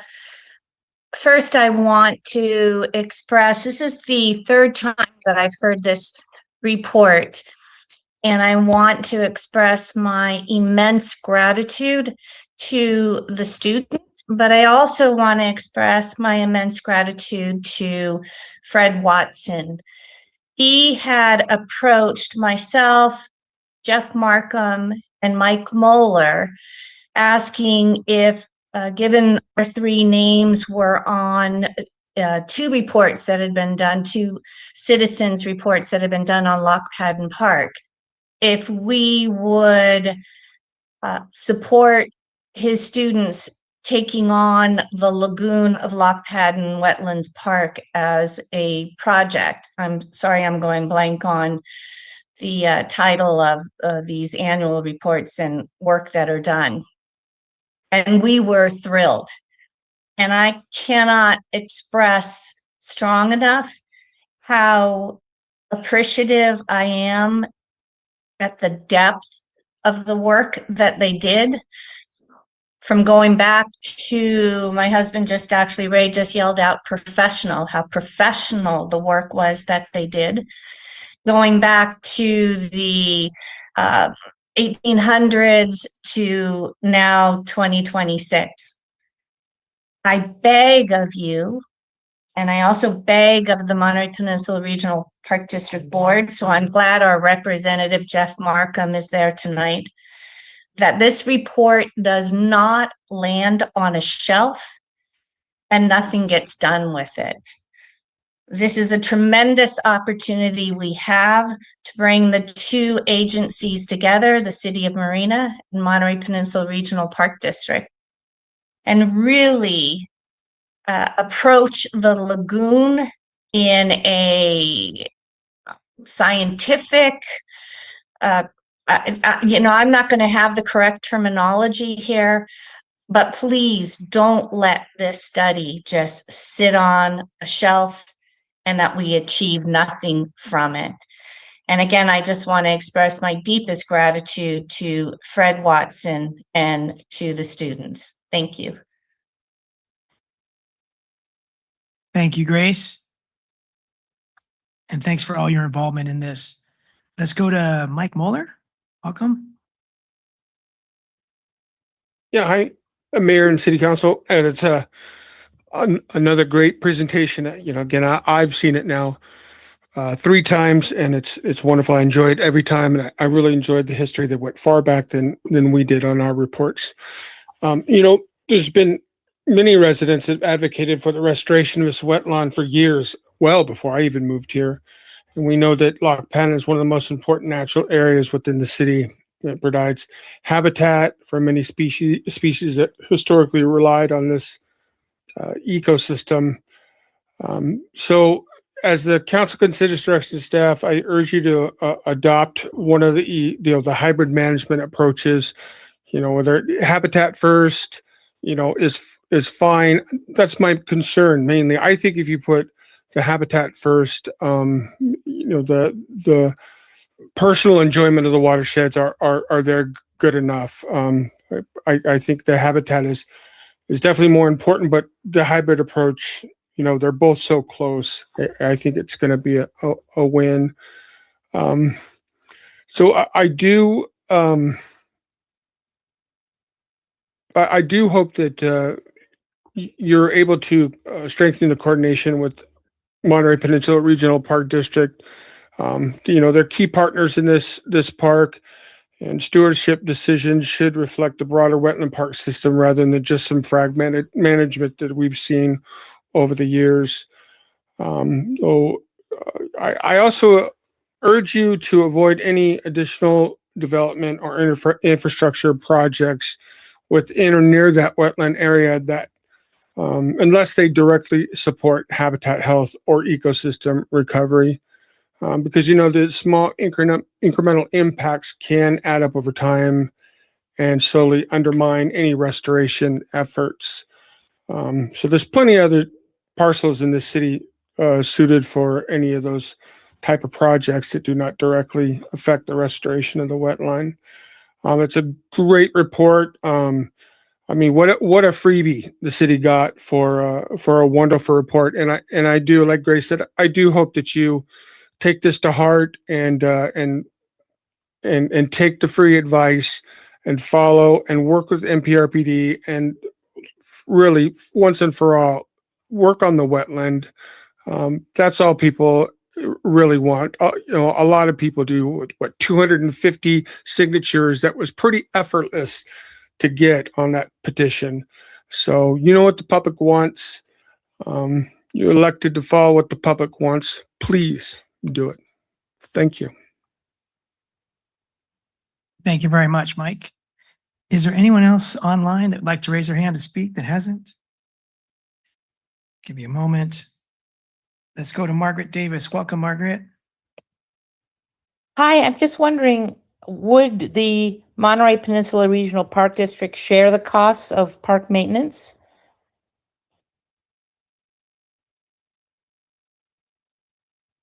We'll answer any questions you might have as soon as public comment's over, Margaret. Do you have any more input? Yes, many thanks to the students, and it sounds like a hybrid approach would be ideal. All right. Thank you very much, Margaret. Anyone else before we close public comment? All right, we'll close public comment, and thank you for those that did comment, mostly to say how much they appreciate and want to see progress in this regard. As far as Margaret Davis's question, will MPRPD share the cost of park maintenance? That is to be decided in future documents, leases, arrangements. And so we can't give you that answer tonight. But right now, the city is doing the best it can to kind of maintain the park in caretaker status without spending, too much money on any new projects or involved maintenance. But that's a key question that the two parties are under discussion to resolve. Okay. Did I miss any questions that someone else may have noted? Okay. Let's go then to Councilmember McAdams and then McCarthy. Thank you, Mayor. And thank you so much for taking on this project and for the work that you have put into it. Like, you can really really tell the care and the thoroughness and just how well it was done. Appreciate that. I also appreciate the community's participation and tenacity in advocating for Lock Padden Park. I have apologized in the past, and I'm going to apologize again this evening for the neglect and the current conditions that the park remains in. We have received this report, a report from a resident group, a report from a resident petition, and the city is fully aware of the illegal camping, the drug activity, the public safety concerns, and the litter that occurs in the park, yet meaningful action has not been taken. And so, I feel like a record on repeat. Lock Padden is a very important natural and community space that we have, and it is our responsibility to address the issues and ensure that the park is safe and clean and accessible for everyone. So I would like to ask staff what barriers currently exist that are preventing the city from beginning just any basic maintenance and cleaning at the park.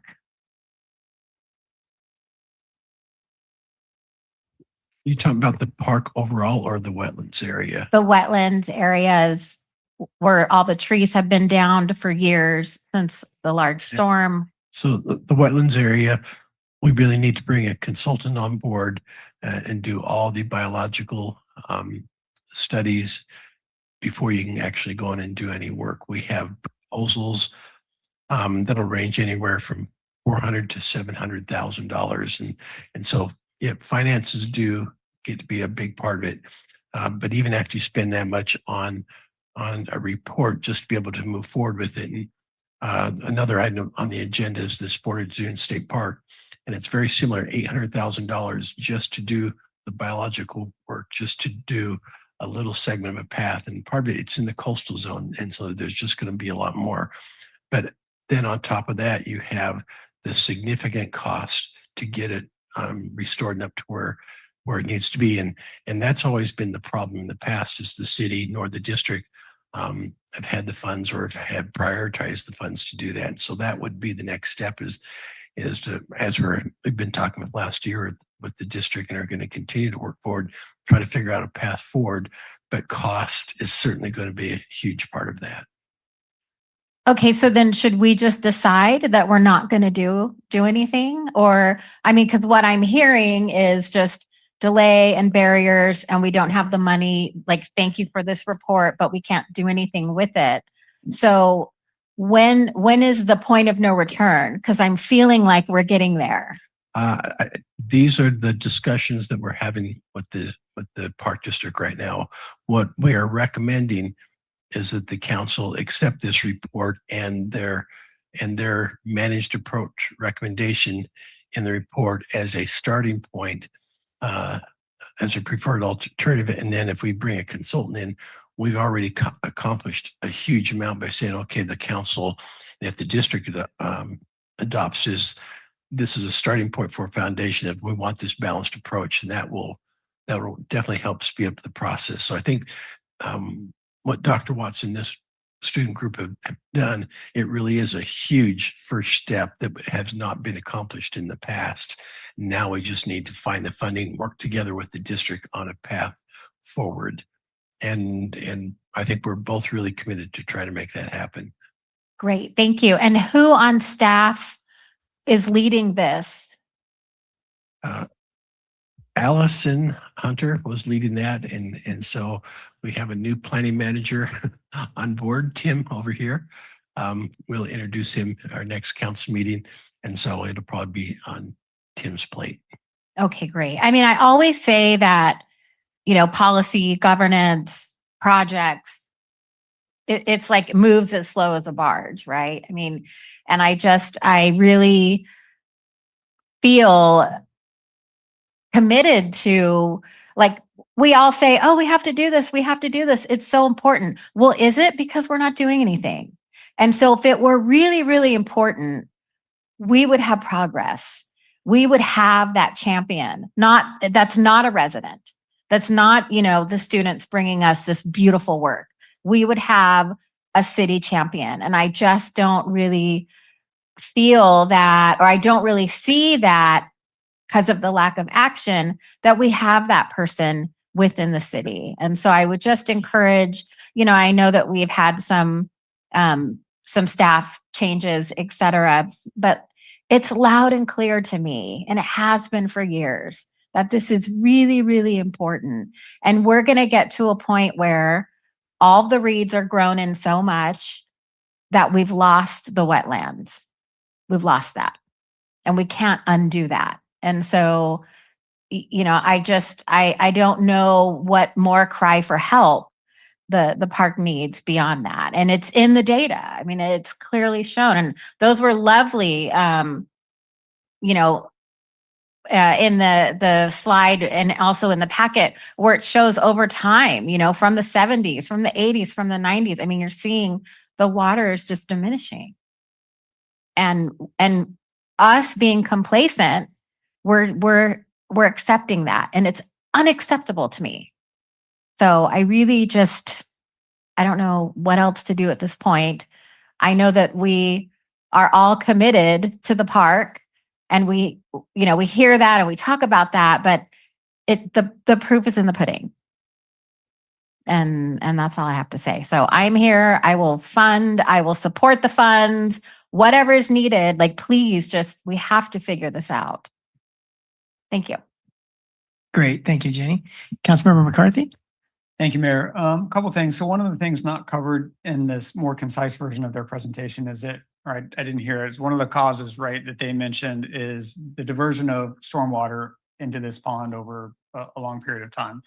And it's unfortunate that folks that originally created these stormwater diversions didn't think about the impacts that were going to create this desalinated environment, right?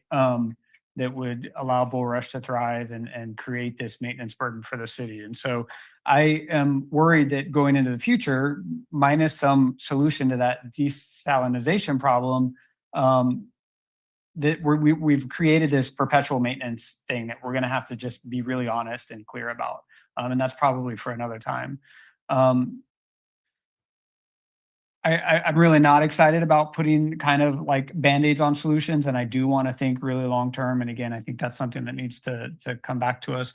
I shared with city staff a couple of days ago this document that I found from 2014, where the city clearly engages a contractor to do pond maintenance.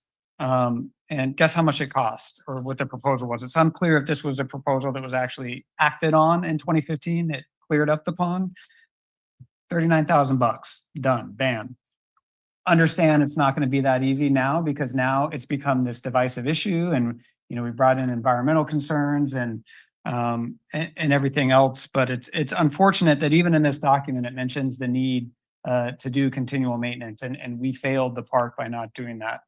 And I just kind of want to echo my colleague, and I've said this behind closed doors, and I think it's really important to say publicly that over the past 5 years, this park has become one of the most divisive issues before this council. This division has cost us time, momentum, and trust. Our community is not asking for perfection. They are asking for progress, and they are asking for progress now. They are asking for us to lead. I'm asking my colleagues on this dais to rise above any past disagreements about what future projects may look like at this park and get these wetlands fixed. We need to focus on what we share, and I think we all share that desire to create a more healthy habitat in the wetlands area. And I think that's an area where we can agree on and focus on and commit to finding a path forward with the Parks District. We may not get everything that we want, but we can agree to get something done. And doing something together is so much far better than standing still and doing nothing. So that's just my plea to the colleagues on this dais, that enough is enough. Let's get something done at this park. Thank you, Mayor. Great, Brian. Thank you. Joe, Lydia, Isaac, again, thank you. Isaac, you mentioned that the majority of plants that are mapped, shown their distribution here, are native to California. would you say that they're also native to Monterey County and native to Marina? Yes, so the vast majority of the plants are native to Monterey County and native to Marina. Okay, thanks. Can we go to the slide that had the 5 potential scenarios? This is kind of the punchline of the effort that the ENVS 660 grad class came up with. It shows these 5 do nothing, remove all bro. Yeah, there you go. So in the lower right of those 5 maps, I just wanted to give everyone a picture of kind of what the punchline is talking about. There are about 6 to 8 view sheds that, Lane, what color is that? I think. No, is that green? Gold. It looks like green, but kind of green gold maybe. No. Anyway, those 6 golden V-shaped view sheds are on the west side, on the reservation roadside of Lock Padden Park. And so this punchline, this conclusion is that that is the preferred approach or something similar to it. And so this is a starting point that we're talked about considering approving tonight as a starting point. And so although it's a starting point, we might think, well, we want to make some view sheds to be sure that on the library side of the lake, which would be the other side, the east side, there might also be some V-shaped view sheds. But it's a great starting point, and that's what we're talking about tonight. The $2,000 per acre of bulrush maintenance, it might be low, it might be high. It's hard for me to think that we could do anything for $2,000 an acre, especially if it involves heavy equipment or contracted crews, things like that. But at least it shows us that it's might be very doable to the extent that it's accurate. I really appreciate that. We know that whether we go down the path of a restoration permit versus a development permit, that we have a lot of permitting that's going to need to be done. And we know that this group that presented to us, these graduate students, are hoping we can figure out a way to call what we're going to do restoration, because if we call it restoration, it's a lot easier, it's a lot cheaper, it's going to happen sooner as far as the permitting phase. And this CEQA process, California Environmental Quality Act process, will require us to come up with an environmentally superior alternative, which may not be what they're asking for. Maybe that's going to be the one on the lower left, vegetation change to benefit wildlife. That might be our environmentally preferred alternative. We're going to have a no project alternative. So some people say, well, we can't do nothing, but we're going to have to analyze doing nothing. Doing nothing will be an alternative because it's required in the CEQA process. There will also be required a range of alternatives, and we have some here, right? We've got 5 on this slide, but it's optional that we choose a preferred alternative. So we can choose like the lower right, the vegetation change to benefit in wildlife and open water. We can choose that as the preferred alternative, but CEQA doesn't require a preferred alternative. But I think if we get behind this starting point, that might be labeled a preferred alternative in the end. So I just wanted to mention some things that are in our future as we progress, because I think it's important that we all understand kind of where we're going. But tonight, it's really just to thank, honor these authors, and as Grace Silva Centella said, their mentor and professor, Dr. Fred Watson, and to get direction on strategies and how to use this as a starting point. So I'll end there and hear from others. Mayor Pro Tem Vischer. Didn't have my light on, but I can speak. So yes, thank you, of course, to the students. I've seen it 2.5 times. I missed half of a presentation, but yeah, it seems that every time when I heard the presentation, that hybrid option seems to be a very logical choice. But of course, there's the cost. There's the point of cost and cost sharing, and we don't have an answer about that yet. but that's definitely something that needs to be discussed. As we know, our city doesn't have unlimited funds to spend on this or on any of the other projects that have not been funded yet. So it's a bigger issue than just saying, okay, we'll go in and I also thought the $2,000 per acre seemed very low, but thank you for having included a cost estimate. Thank you. Okay. I do want to mention that this removal and management of lake vegetation at Lock Patton. Oh, sorry, Kathy, I didn't see your light on. Let's go to Kathy Biala. Councilmember Biala. Thank you, Mr. Mayor. So I have to say thanks again, and I have also seen this presentation 3 times, and so it's unbelievable that you were able to do this kind of work in that kind of time limit as well. And I really thank your professor, Fred Watson, for kind of encouraging this group of students who are budding professionals. You're already showing that hands down. So thank you so much. And it's not only that you did the research and you produced facts for us, but then you actually gave a pathway for us because we've been struggling about what to do about it. And so it's a real tool for us for the future, which is amazing that you could produce this for us. So thank you so much for that. And, I do have to thank also, we have so many volunteers coming to Lock Patton Park every single week. And I have to give a shout out to them because they've consistently done a lot of cleanups, weeding, watering, all, the areas there. And this is mostly on land that the city doesn't own. So I have to give a shout out to them for over the years being so diligent about maintaining this special park for us. But I want to say that that I do prefer, and if you look at this, this one, I like this chart. I know the mayor just pointed out the 5 in a visual, but I like this chart so much where we're talking about the option 5 there about habitat and view shed orientation. And this I really appreciate because it's not just about the habitat preservation, but you're thinking about the people and their needs of when they use the natural habitat.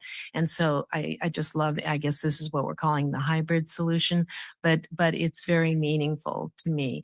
And that so oftentimes we might just be very tunnel vision and think that a land needs to be pristine in some way.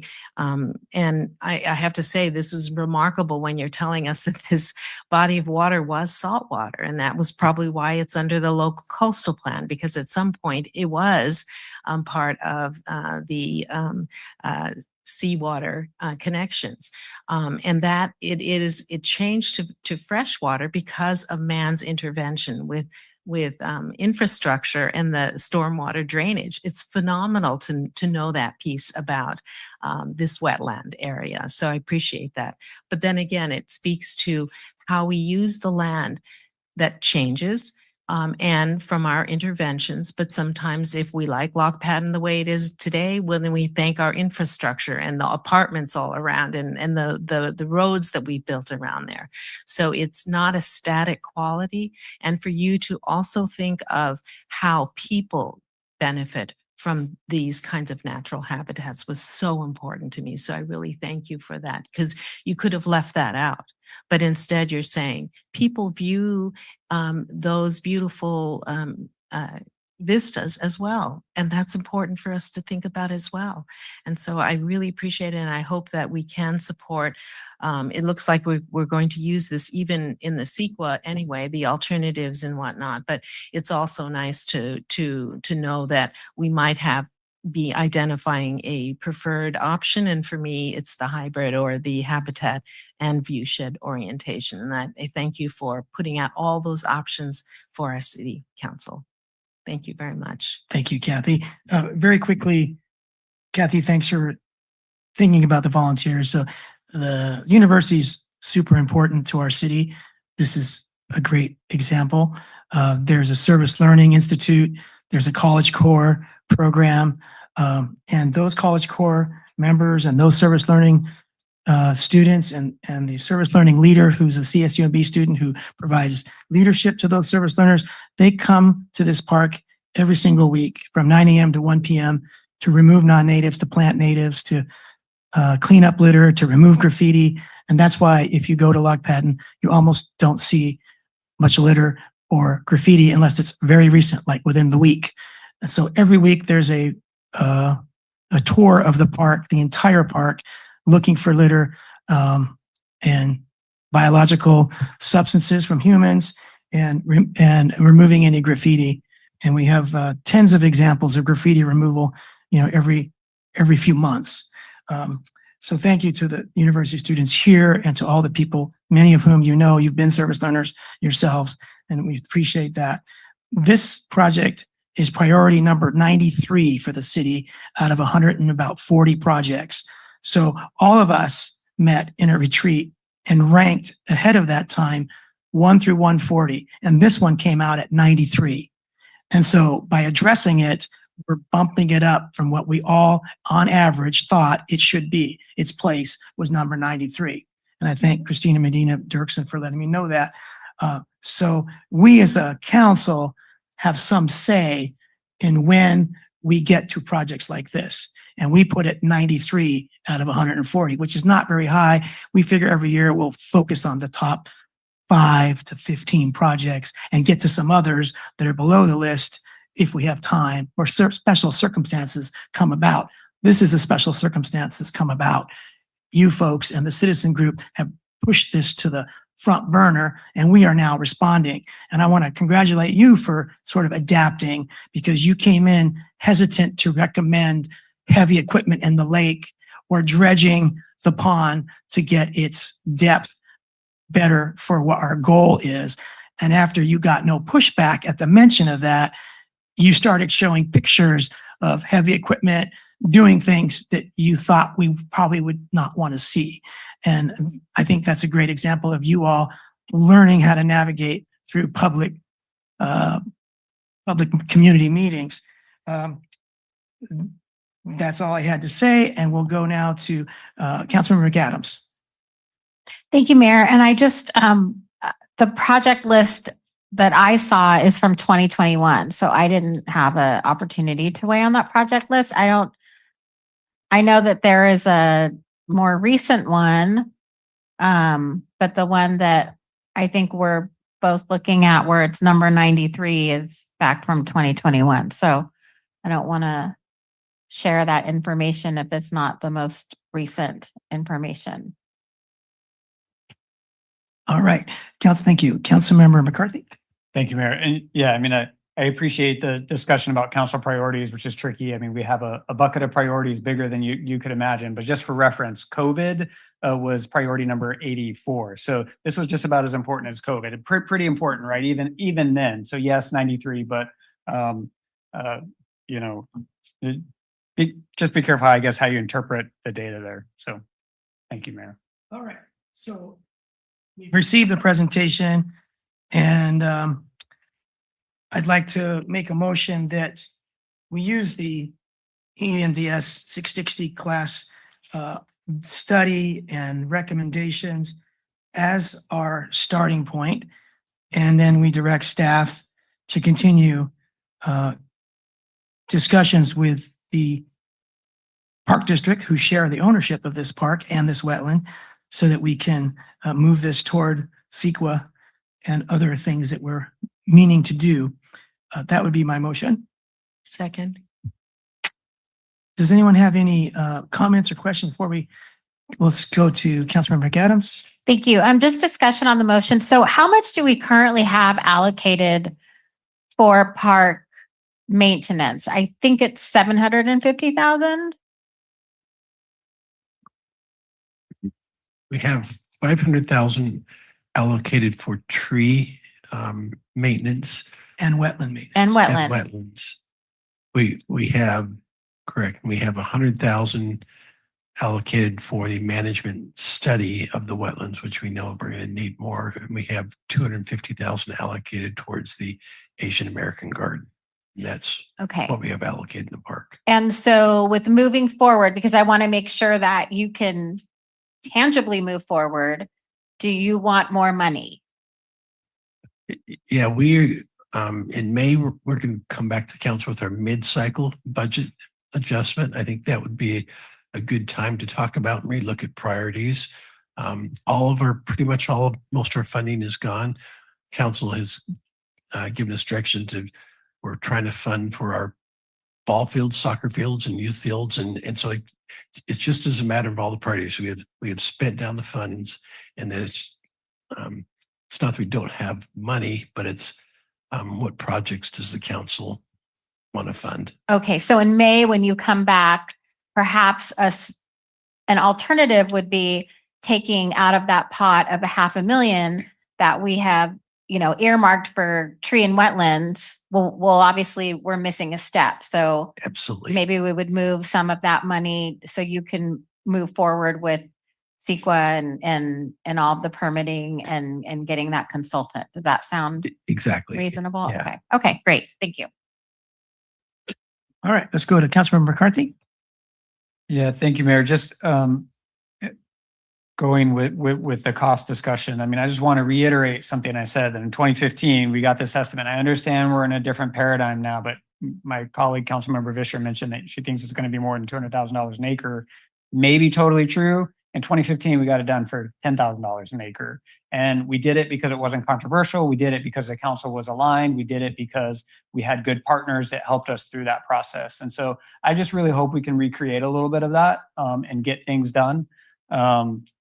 And we'll see where it goes. But and maybe to the city manager, I did provide this document to you. Maybe you can make sure the rest of the council receives it as well, just so they know what I'm kind of referencing. Yes. Thank you, Mayor. Good point. Mayor Pro Tem Vischer? Just a quick remark for anybody watching and about the list, the priority list. I would encourage anybody who questions us, do it yourself. You need to put something on number one. That's the easiest, but you have to put something on the last line, and it's not easy. And we can only spend our money once. And I agree with our city manager. We need to look at everything. We cannot just say, okay, this one project will now put the money there. We need to look at everything. The ball fields are coming up every meeting. So, thank you. Okay, so all in favor, please say aye. Aye. All opposed or abstentions? Thank you. That's unanimous. Thanks to the students, the class, the university, Fred, staff for working, and the library for helping out. California Native Plant Society was very appreciative of what you've done. You guys, the rest of your lives, this is part of your legacy. So let's see it happen. And then you can see something that you devised actually come to fruition. It's fantastic. Thank you very much. All right.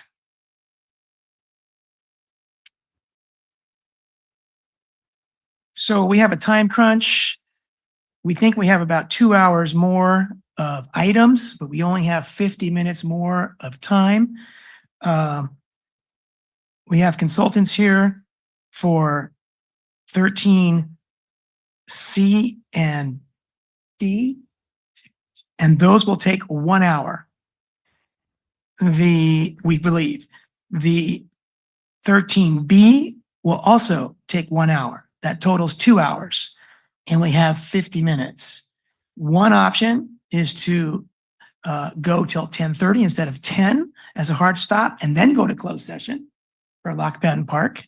Another option is to not address something else that's on our agenda.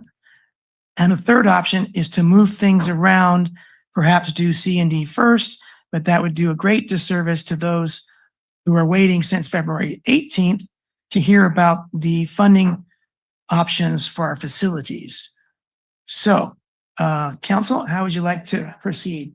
I would move that we address 13B because it's a tax measure, and I don't believe we should be discussing that after 10 o'clock. And that we postpone C and D. I know the consultants are here, and I'm trying not to look their way, but until a future date.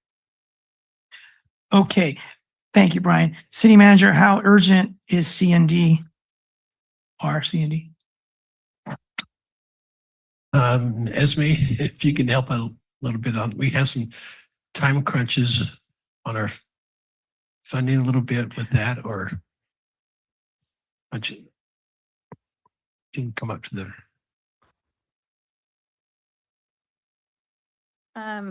D or C is grant funded.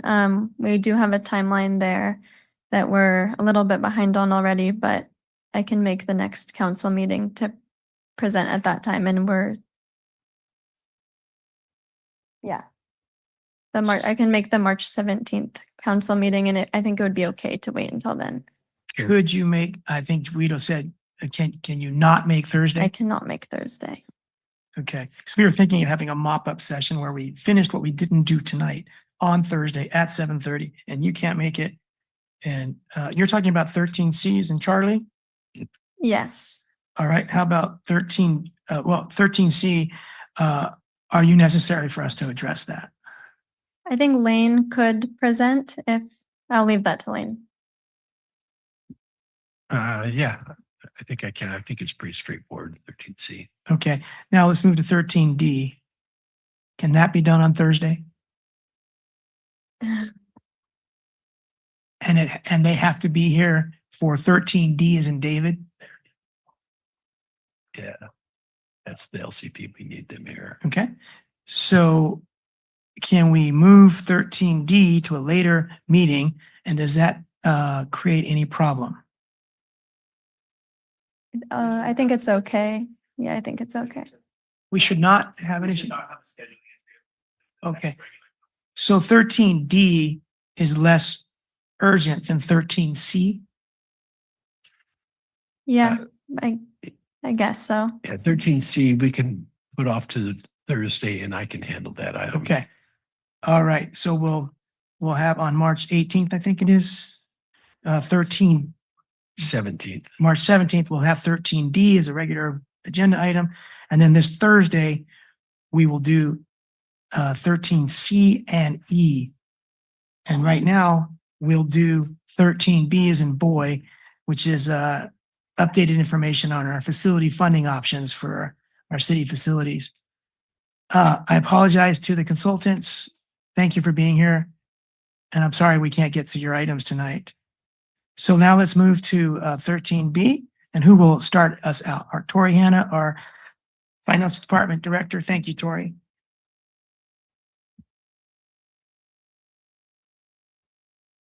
Good evening.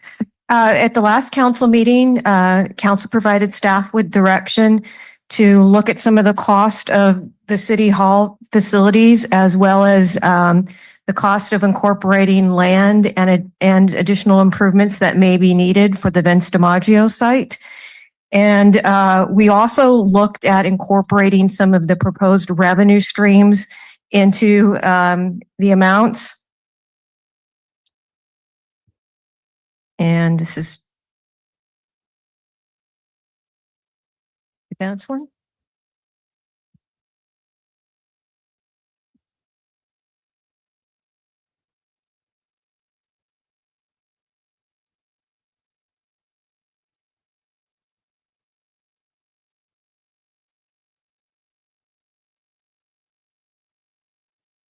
Oh, that one.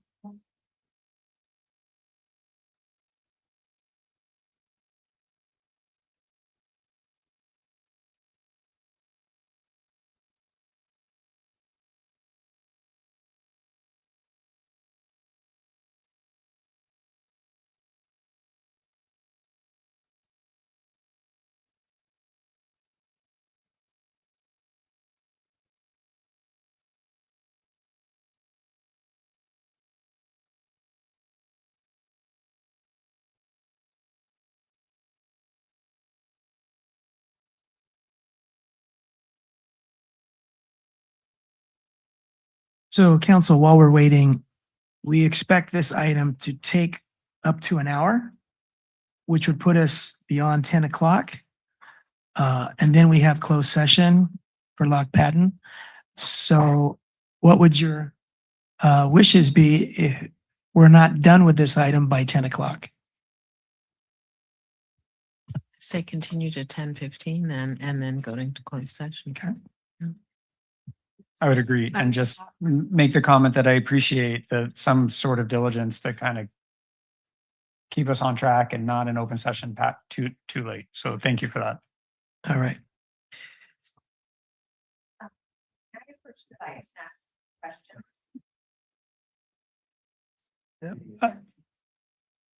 We have a, I suspect it's about the equestrian center. Maybe there's something we can say about that.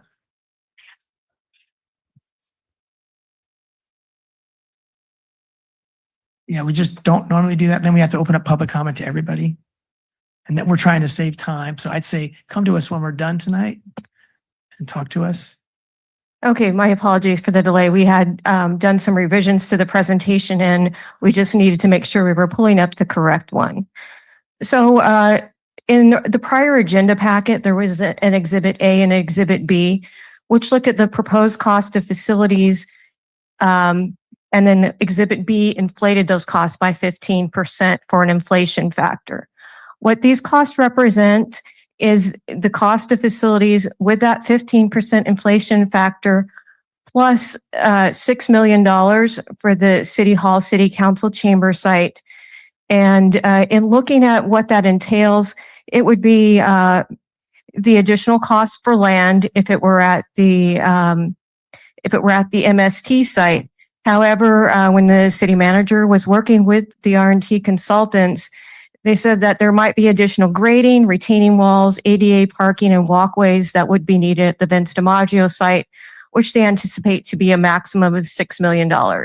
So rather than look at it from side by side, we looked at the two maximum costs. And actually, since they're the same, the total project cost would be $69.3 million. When we look at the funding, what we added to the initial funding was the allocation from the Preston Park Fund, the 3.25 million remaining amount. We also added an additional 2 years of public facility and public safety impact fees. And that brought the net cost down to close to $50 million. So if we're looking at what kind of bond issue would be needed or UUT needed to be raised to make a $50 million bond, if there were no exemptions given and everybody paid the equivalent amount, there would be 5.75% utility user tax needed. We looked at what would be the estimated annual household impact. How much would each residential user pay? This does not include, commercial users, but looking at the average would be close to $311 per year. And if we look at what would happen if we exempted those residents who were on the PG&E care program, that means they would not pay any utility user tax. In the original scenario with no exemptions, because they are paying a lower amount of utilities through the program, their average costs are lower. But in the second example, they are paying none. So if they pay none, then the amount of utility user tax needed to pay $50 million on a bond would be about 7% or $401 for a residential user. We also ran one additional scenario, and that was if you were to include the recreation campus in those costs. And the same information, we applied the same allocation for Preston Park funds and the same additional 2 years of public safety impact fees and also facility impact fees. We did not apply any of the parks fees to the recreation campus just simply because we've been putting a lot of those revenues into the Dunes Park as well as some of the other parks.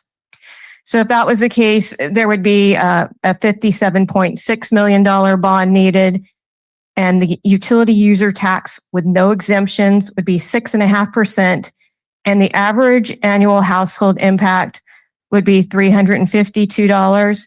And if we looked at exempting everyone who was in the PG&E care program, then it would be approximately $458 annually per household. And just noting that in both of these examples, the utilities that are included are gas, electric, water, phone, and that includes mobile phones as well as cable. And this seems consistent to what the majority of the cities are using to base their utility user tax on. And with that, I conclude the presentation and I can defer to the city manager for any additional details on the actual project. Tori, thank you. I think you just totally nailed it with new information tied to the old to give us an update. And that was just a great presentation.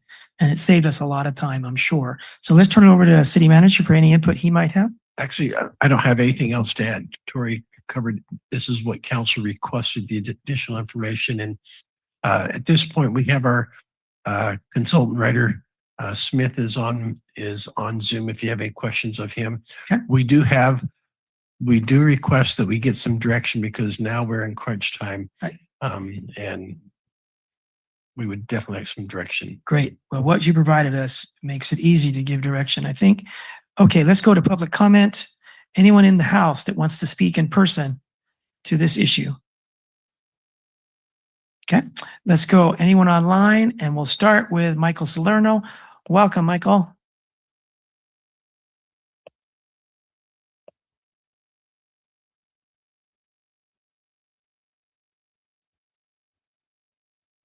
Hello, Mayor and City Council. We can barely hear you, Michael. Can you hear me now? Yes, much better. Thank you. Okay, thank you. I turned up the volume. Thanks for taking my comments. I sent some comments earlier today. I hope the council members and the mayor had a chance to read those. And I have some additional comments now, and it's regarding the DiMaggio Park site. So I'd like to address the legal responsibility the city has regarding DiMaggio Park. Parkland held in the public trust is one of the most important legal concepts protecting parks in California because it directly affects whether a city can lawfully build something like a civic building on a public park.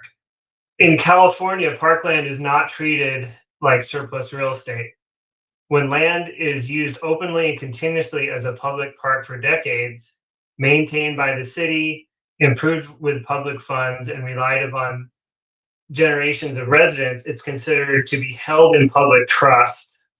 The public trust principle means the city does not act as an unrestricted landowner. It acts as a steward or trustee, holding the land for the benefit of the public, both present and in the future. The obligation doesn't arise just from paperwork, but from long-standing public use and reliance. When a city allows land to function as a public park for decades, courts recognize that the public develops a reliance interest. At that point, the land is impressed with a trust obligation, meaning it cannot be diverted to non-park purposes without clear legal authority. Before considering any reduction or conversion of this park, I ask the council to determine whether the city is holding this land in trust due to the decades of continuous public use, and whether diversion would require legislative authority, voter approval, or other legal steps. Parkland, once diminished, is rarely restored. The public trust exists to prevent exactly that kind of gradual loss.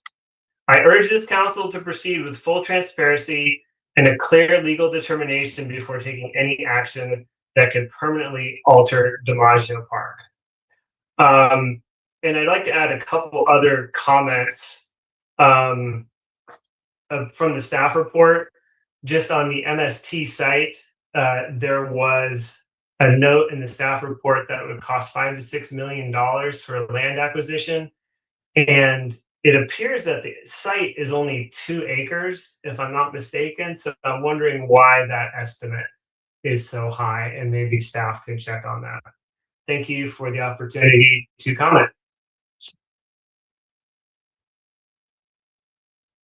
Thank you very much, Michael. And we'll answer your question at the end of public comment. Let's go to Mike Mueller. Welcome back, Mike.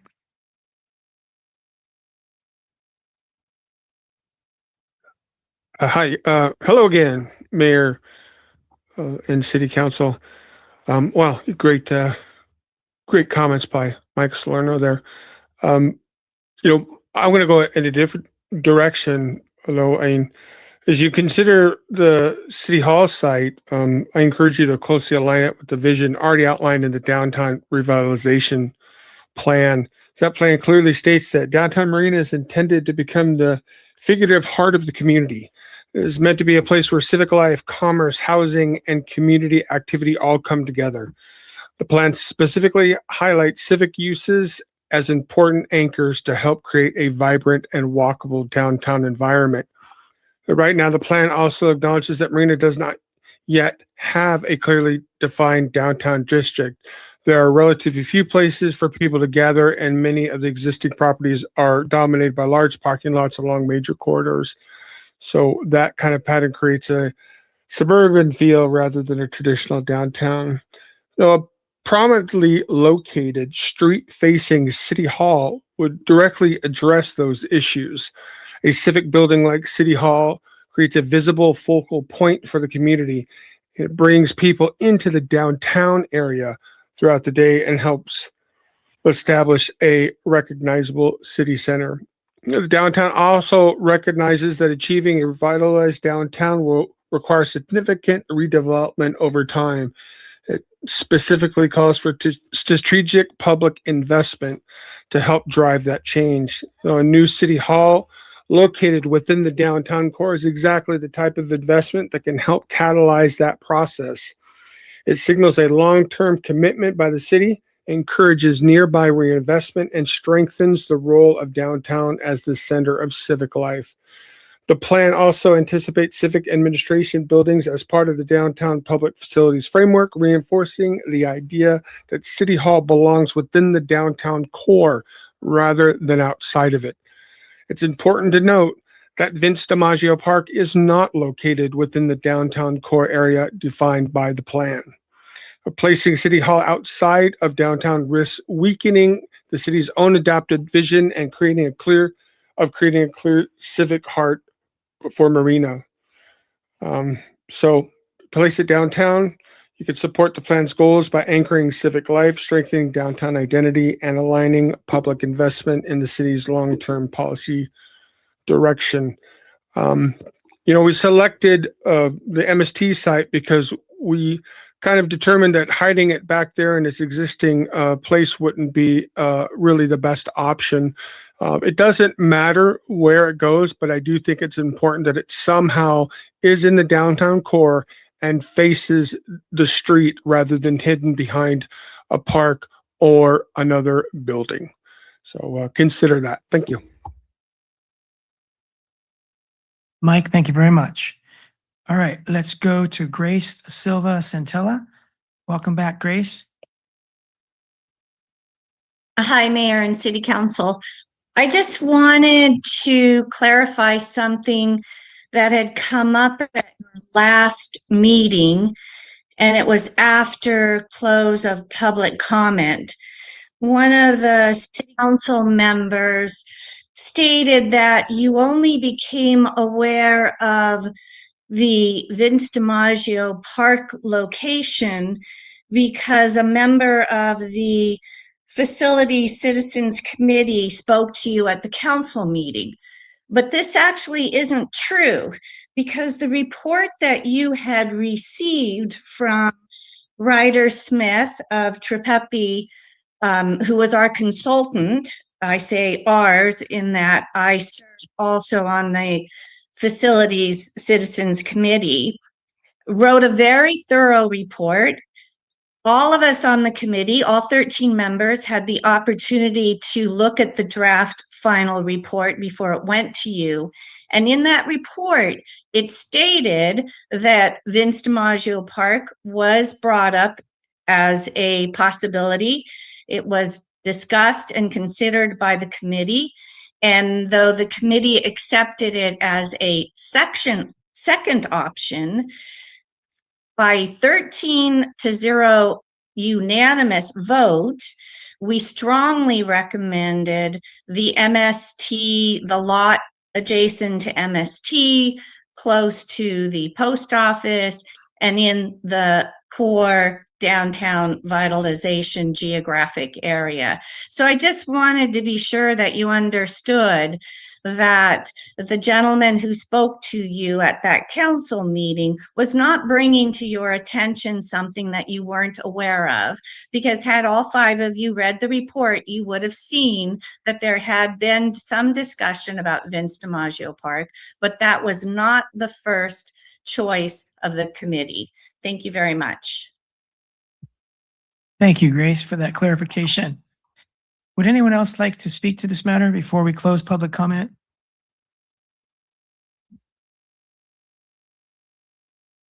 Let's go to Margaret Davis. Welcome back, Margaret. Thank you. I would also like to speak about DiMaggio Park and just observe that the family that gave DiMaggio Park to the people of Marina did a beautiful thing. And they would be shocked if they could see the casual contempt the city is demonstrating for their gift. And the rest of us are horrified. As Michael Salerno pointed out, in California, a park is held in public trust. DiMaggio doesn't belong to the 5 people who happen to be sitting in the big chairs this evening, and it doesn't belong to the staff. It's not just a vacant lot. It's a jewel, and it supports the happiness and well-being of all sorts of people and creatures in Marina. But even if it were yours or ours to exploit, why would anyone do anything so callous, so gratuitously destructive of the loveliness of our town?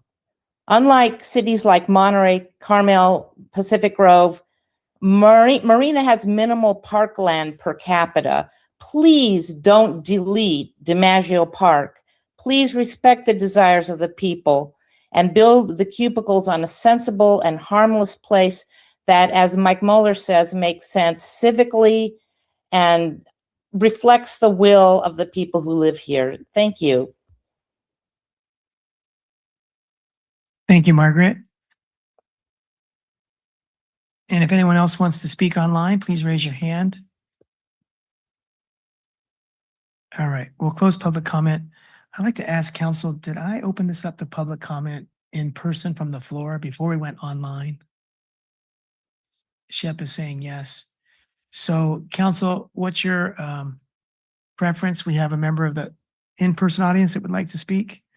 Would you be okay reopening public comment, or would you rather not? I'm okay with reopening. Okay, let's open public comment for those in the room. If anyone would like to step forward. And I apologize if I didn't do it earlier, but I thought I did. I think you did, but yeah, Steve Lee, resident of City Marina, and as you probably know, I advocated for the Vince DiMaggio site.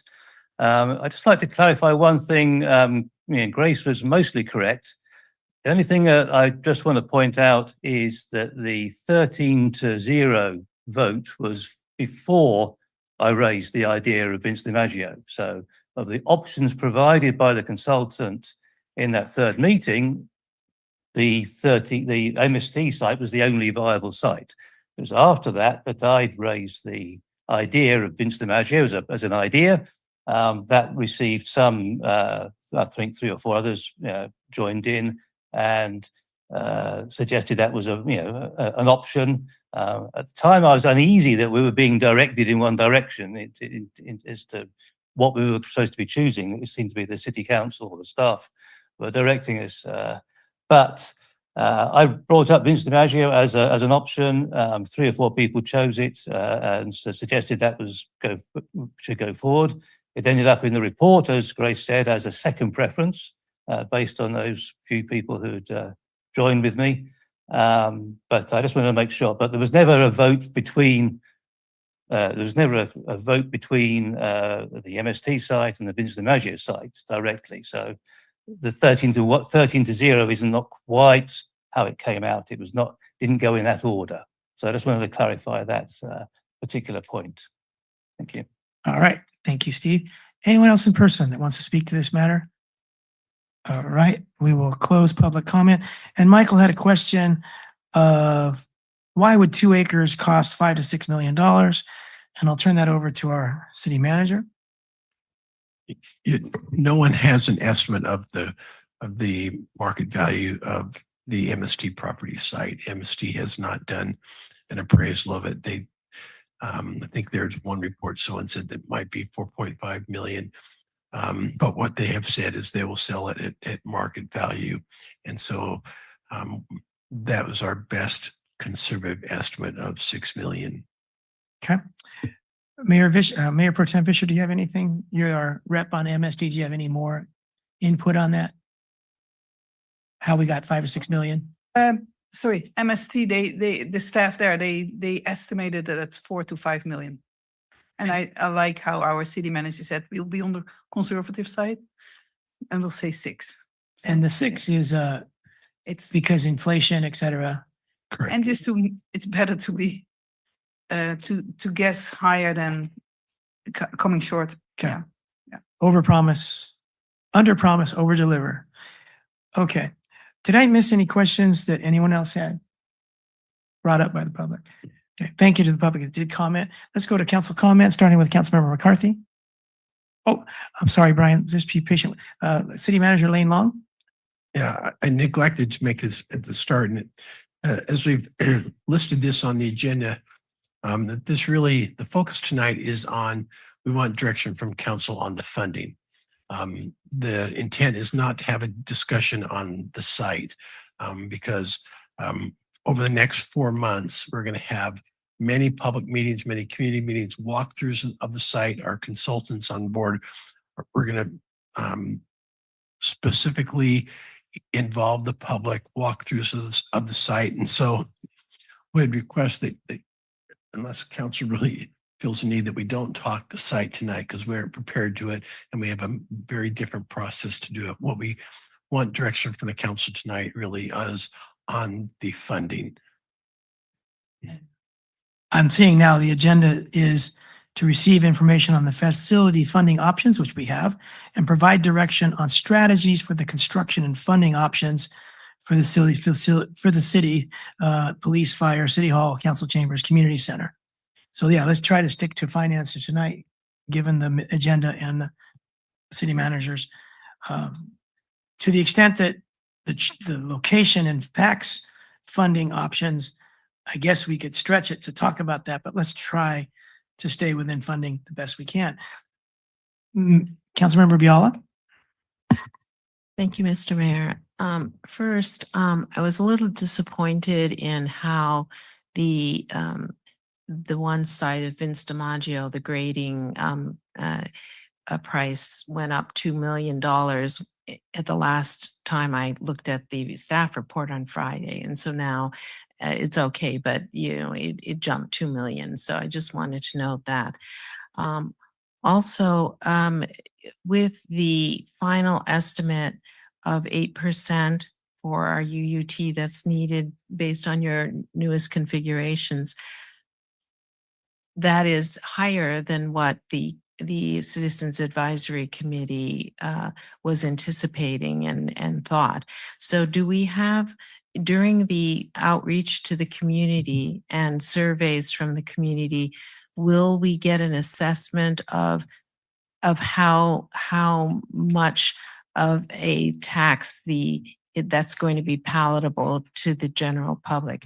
Is this what we just present to them, or is there some kind of assessment about variations to that 8%? And we do have Ryder Smith on board, and he can kind of help with that.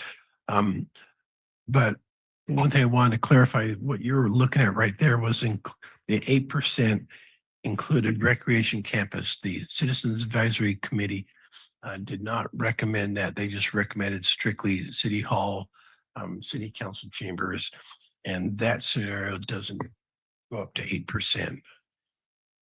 Thank you for that clarification. Let's go to Councilmember McAdams. I'm sorry. Were the consultants going to answer my Yeah, question? Ryder, can you answer her question and just about the process for? I can answer. I think I can speak to that question, council member. A couple of points. One thing I would just summarize from the work with the resident committee was really focused on picking whatever the number was that was going to confidently build the facilities that were identified was the number that they were gravitating towards. And that was an kind of back of the napkin number we were trying to come up with as we were going through facility costs and the work of the committee. And frankly, it's also dependent upon interest rates and the muni bond market at the time that we would theoretically do a financing. Second, working with FM3, the survey research firm, we still are not in the field with the survey because we are looking for direction tonight. But when we have direction, part of their survey research can be to identify the sensitivity to the utility rate and to make a determination about community response to that rate. So we would want to figure out, is 7% viable, is 8% viable, or is 6% viable? So that's part of the methodology that FM3 can deploy as part of their survey research. And of course, we've outlined a series of community meetings to discuss this entire effort with the community in the coming months.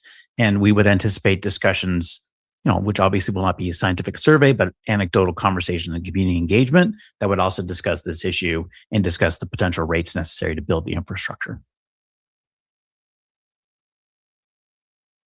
Okay, anything more, Kathy? Let's go to Councilmember McAdams.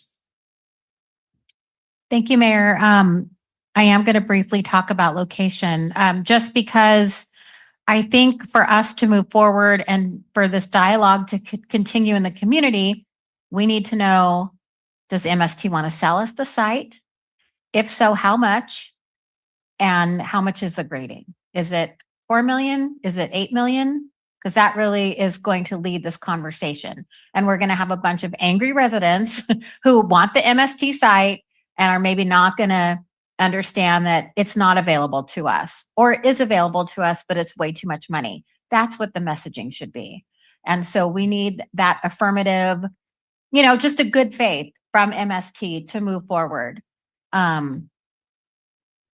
Before we continue down the path and before we have these community conversations with the consultant, et cetera. So I think that needs to be really tuned up and clear.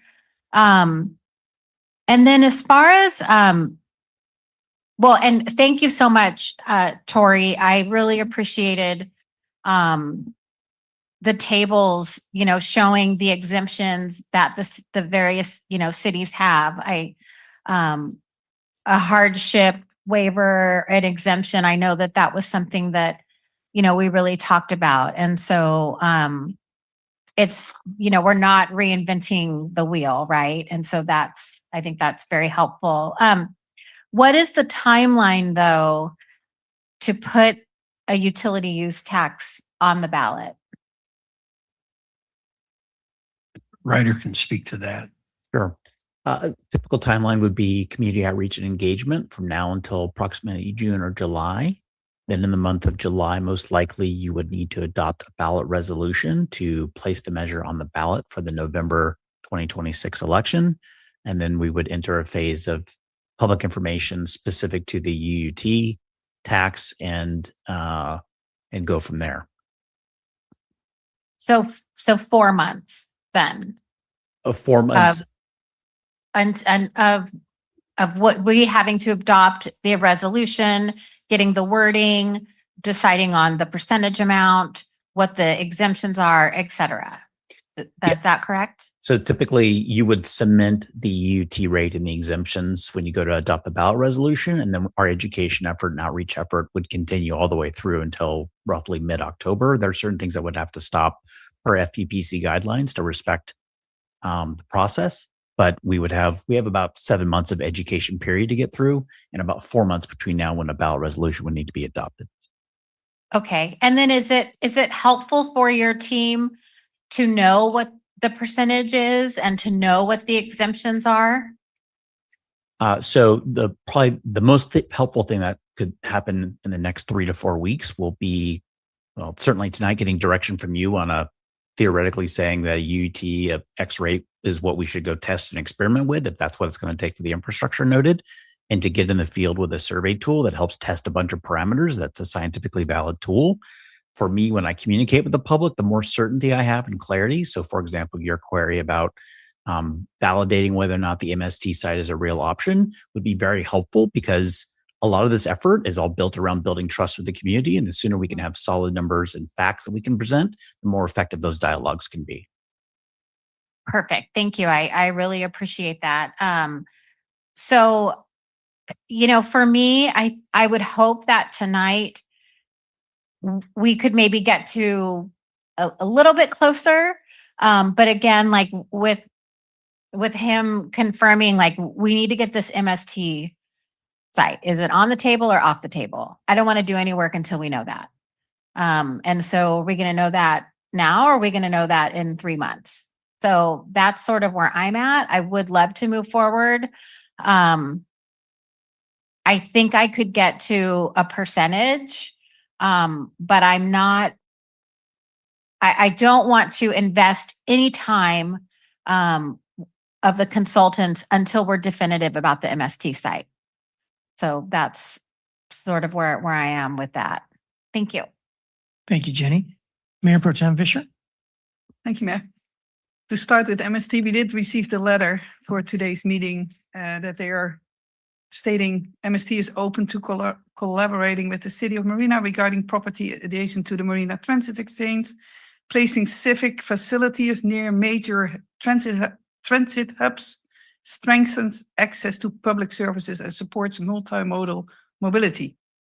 So they're really, they would really like to see our civic center built right next to their transit exchange. But I agree that it would be good to get an appraisal, and I don't know if we can decide to go that route, city manager. Can we decide to ask MST for an appraisal? Yeah, we can have that discussion with MST.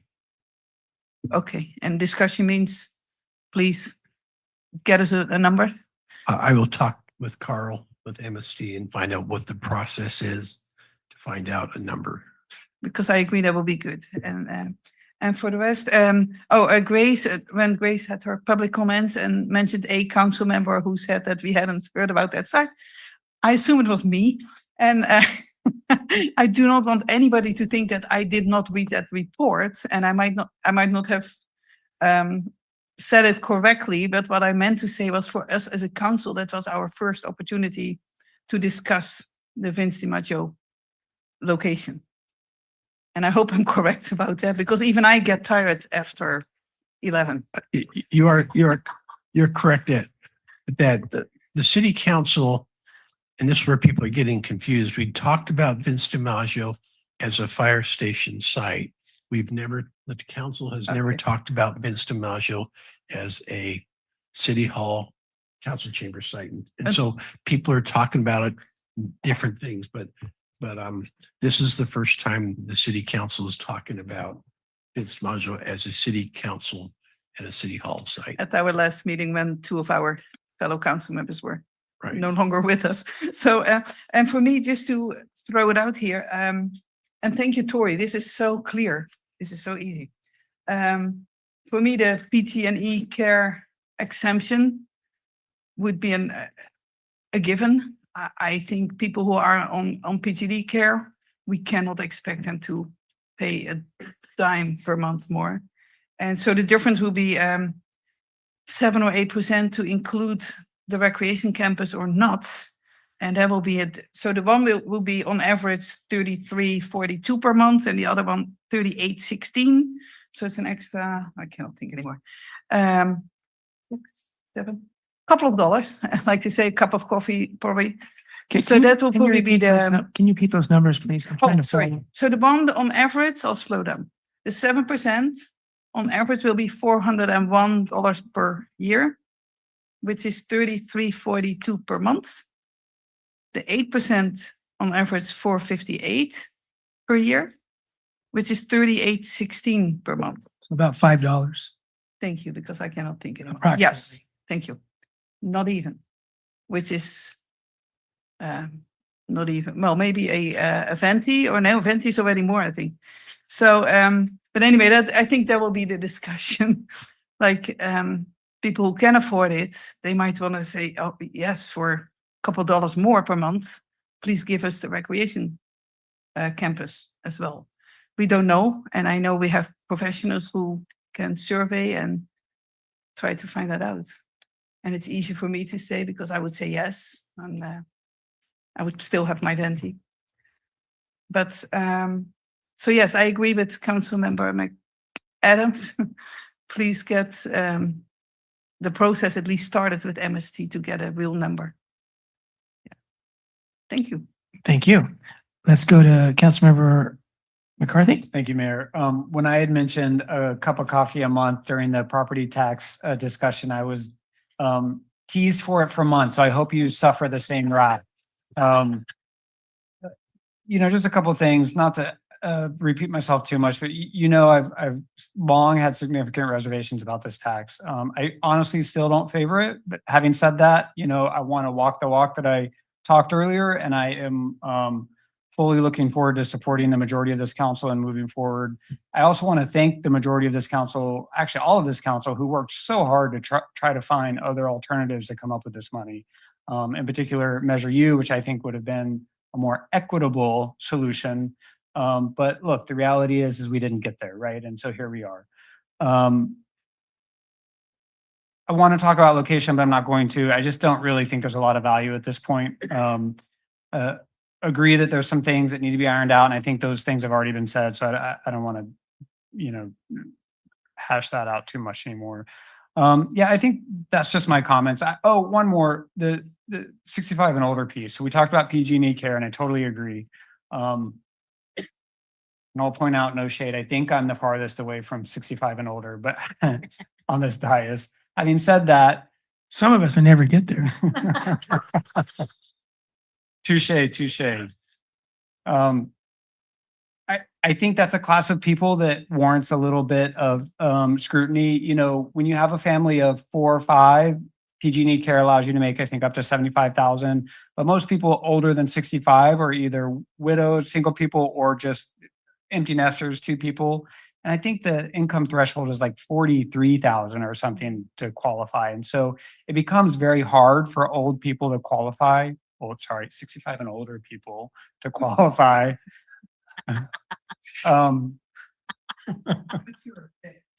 For PG&E care, and yet they still have fixed incomes. They still struggle to make ends meet in their own way. So I would like to see staff evaluate some alternative for that class of folks. And maybe it's not, PG&E care, but maybe it's, hey, the first $150 or whatever it is. I'll let staff come up with some recommendations, get creative. But if council agrees, I just think that, I know a lot of 65 and older that are on fixed income and are gonna, an extra $314, is a lot of money for them. And there's a lot of people in that class that it's not a lot of money for them. But I think there's a way to create a rule that says, hey, if it's important for you, if you're in an income bracket, basically that's not the 43,000, but maybe it's under 75,000, right? That's not enough to live in this area. I got news for you, PG&E care or not. So, yeah, that's my only request, is that the council consider some other rule for the 65 and older class. Thank you. All right. Thank you, Brian. Let's go to Councilmember Biala. Thank you, Mr. Mayor. I think I'm worried that this 8% is maybe going to be too high. So I don't want to add any more exemptions. And you can be on a fixed income, but still own your house. And so I just want to make sure that we're not giving away some money that we're going to need to pull back on later, depending on what the community as a whole tells us what the maximum that it would be palatable for them. So I just want to have a caution about that. Also, I think that with the current information that Tori has given us, sort of saying at the higher end, let's say grading and the sale or the purchase of a piece of land is pretty much equal, and you're estimating at 6 million. I think that that's all we really need to know and to make this decision about the UUT percentage.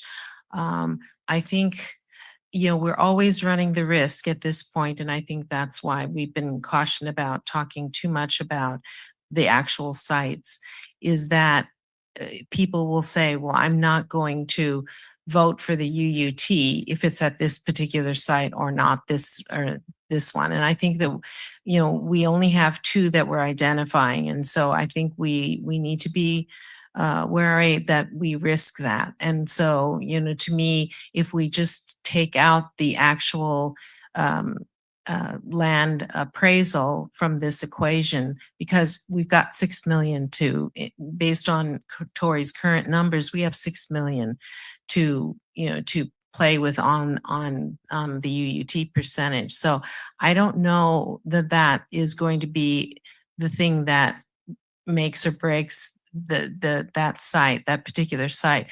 I think between the two sites, because those are the two, the only thing that it would present is that we would have a delay perhaps in working with another public agency to enact that purchase of land. But if we've already gotten it covered by the upper limit of 6 million, I think that that's not going to be the maker or the breaker of us deciding the UUT percentage in this. And I think the least that we can talk about the differences between the two sites at this point probably is the more prudent thing for our council to consider as we go forward.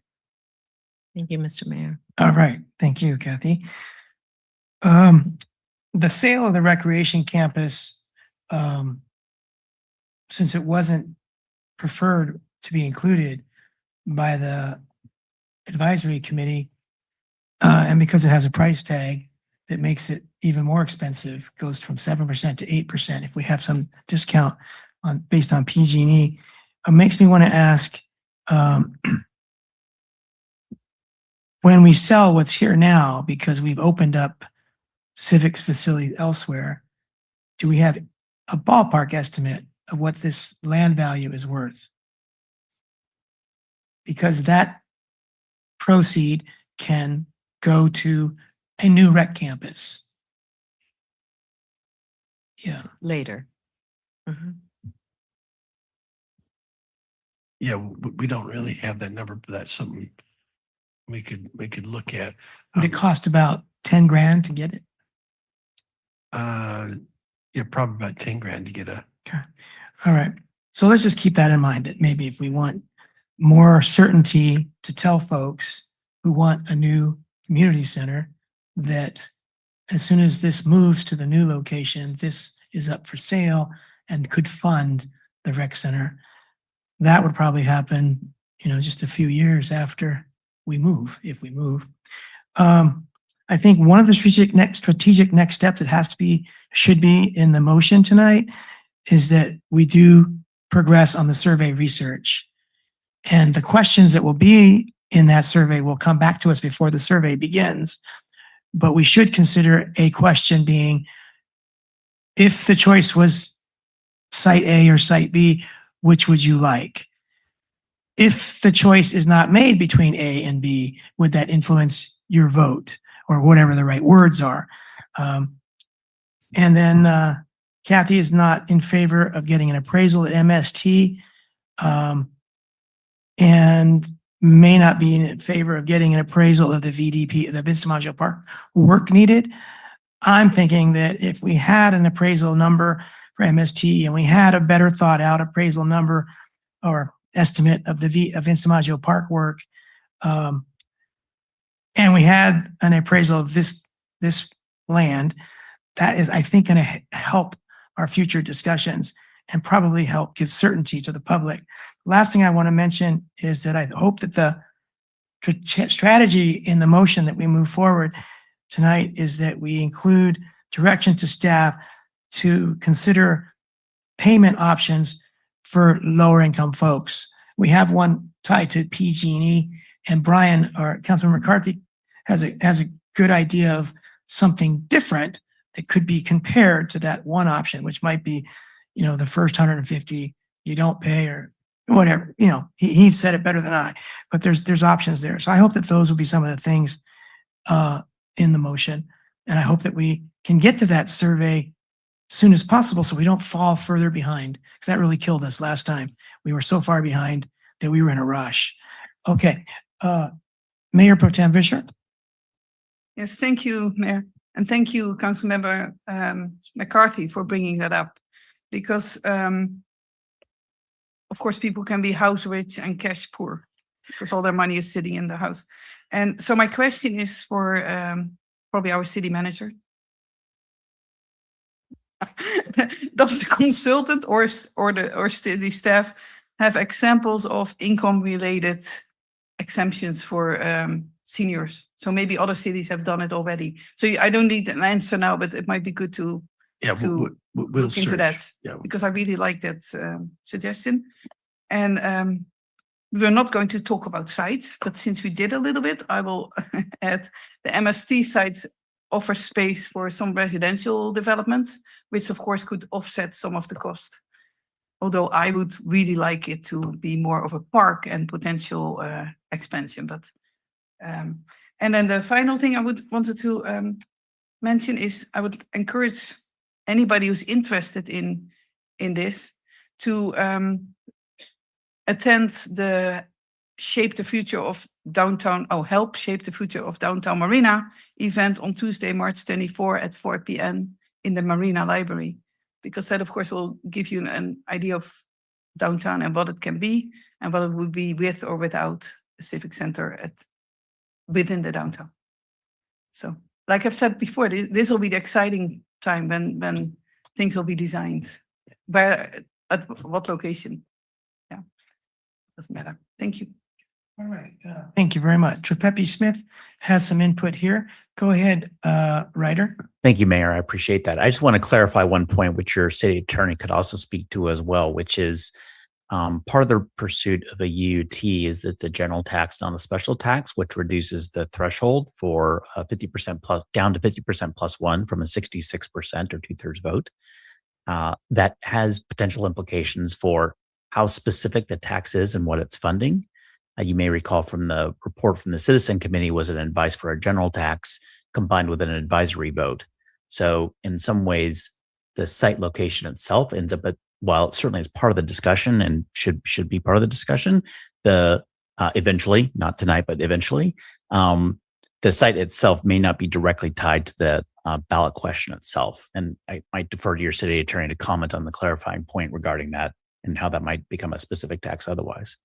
So Ryder, I want to understand what you're saying, that you're suggesting, and our city attorney will confirm, that the location of the site may not be appropriate to be included in the ballot language. That is correct. Okay. So if I can just clarify even further, not even the site itself, but perhaps that any facilities, you can mention facilities in general, will be constructed, services will be provided. It is a general tax. And you can't say such as. We can work on that, but we'll probably want to limit any specifics. The closer you get to naming specifics, the greater the risk of it being characterized as a special tax. Thank you. Okay. Ryder, or do you have more input, Ryder? No, I just want to make sure I was clear with the council about that because it does create an interesting nuance in our pursuit of this. Okay. Let's go to Councilmember Biala and then McAdams. Thank you, Mr. Mayor. So I need a clarification because you just quoted this thing about shaping the future of downtown Marina, but was this the one that our city manager was talking about? So Yes. This is not, it seemed to me that we're talking about the roadways and the development of that. We're not advertising this to everybody come in and speak to your site preference, correct? This is not city facilities. Okay, so that needs to be, that needs to be clarified because this would be jumping ahead of what Ryder and Associates want to do. Yeah. So what I meant is, Before you answer, Brian McCarthy was next. Brian, do you mind if Elizabeth responds? Oh, Jenny, I'm sorry. Do you mind if Elizabeth goes and? just a quick reply Okay, to, sure. for me, was just meant to say anybody who's interested in our downtown, please come to this fantastic Oh, I'm sorry. I thought you Yes. talked about it And- in relationship to the sites. Well, you can, that's one of the things you can see. What does our downtown look like? And what could it look like if we add certain Okay, but then buildings or- that's giving a preference to what Mm-mm. seems to be. No, on because people Reservation Road. might say, oh, I don't want it here. Yes. Well, Yeah. Which is giving Anyway, a preference. Yes. yes. Oh, no, okay. So, I don't think at the library, we're gonna be very restrictive of what people say. Okay. It's hard to control in that Yeah. environment, but well, but I think that if we're going to have a consultant group work on a whole outreach for the different sites, when there is given equal information about each site, that's very different than holding a session and saying, this is the future of downtown, and this site is in downtown, and therefore we can talk about that. That's not, Yeah, not. I'm not suggesting equitable. that, but I do suggest that the consultant and staff will be framing the exercise before we turn it over to the public. Like they go to tables and they consider certain questions and then they have a person report out. I'm not sure of exactly the format, Right. but we're familiar with those kinds of meetings. City manager, you have input? No, you're absolutely correct. We will not be putting out sites for City Hall as part of the discussion. People bring it up on whatever, they certainly can, but our focus is going to be on our downtown and what the community wants and how we can move that forward. Do you have more, Kathy? No, and I understand that because and with really making an effort to stay away from the site. I think that comes from the direction of the people in the leading the meeting. But for example, and I have questioned about our downtown vitalization specific plan just recently about how we even convert their current strip malls, let's say, to having buildings fronting the sidewalk. And those Kathy, kinds of issues. Can you hold that thought? Because I forgot. Jenny was next. She was patient to let Elizabeth step in front of her. But so you can hold that thought and go after Jenny. Okay, that was part of my. It's okay. Go ahead. Okay. Councilmember McAdams? Thank you, Mayor. I don't want to go down the site rabbit hole and just get fixated on the sites and lose sort of the general focus of, are we doing this tax measure? Are we putting it on the ballot?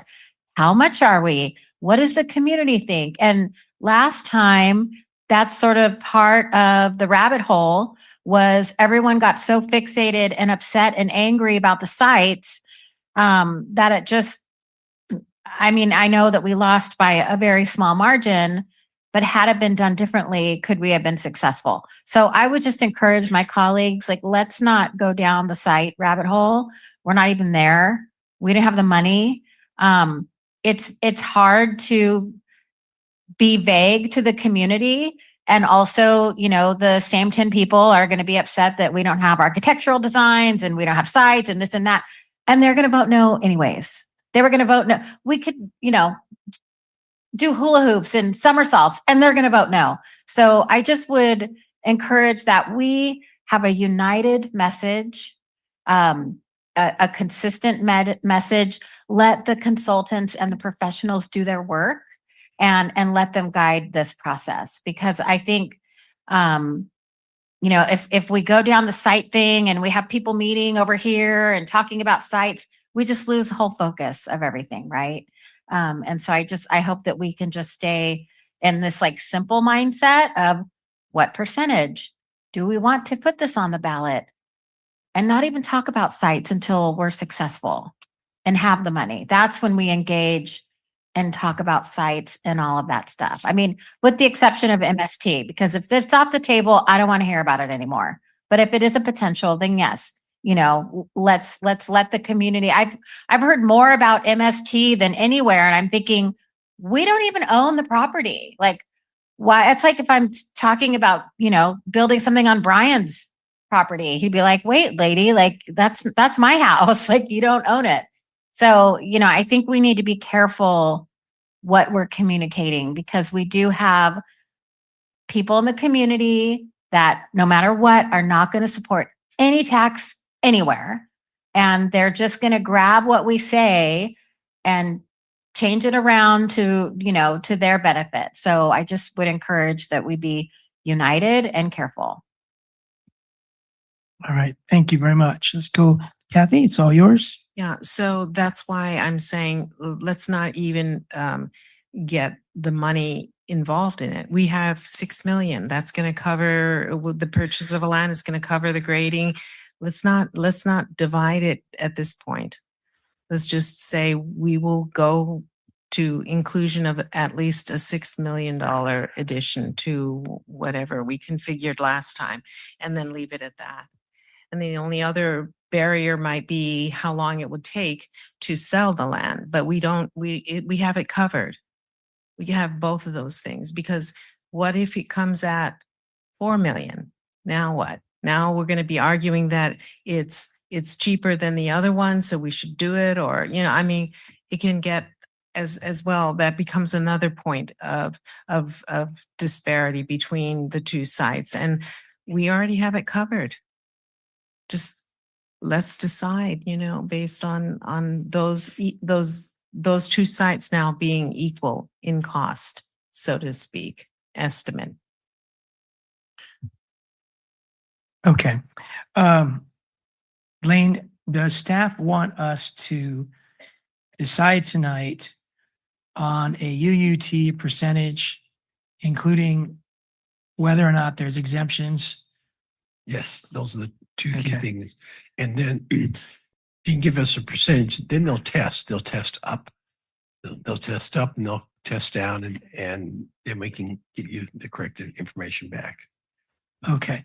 I would like to start a motion that we can build together, that we direct staff to progress with survey research as they find appropriate, given our timeline, and that we ask staff to consider options for lower income discounts, such as PG&E care, or some partial discounts, such as Councilmember McCarthy alluded to, and that we get estimates, and this is where we might have some divisiveness, that we get estimates on the current City Hall land value, the ballpark of Vince DiMaggio Park grading needed, price, and other sort of special to that site and variables, and MST site price. And if we can get a second, I can entertain a friendly motion to delete those cost 3 items, but just to build this down or up, let's get going.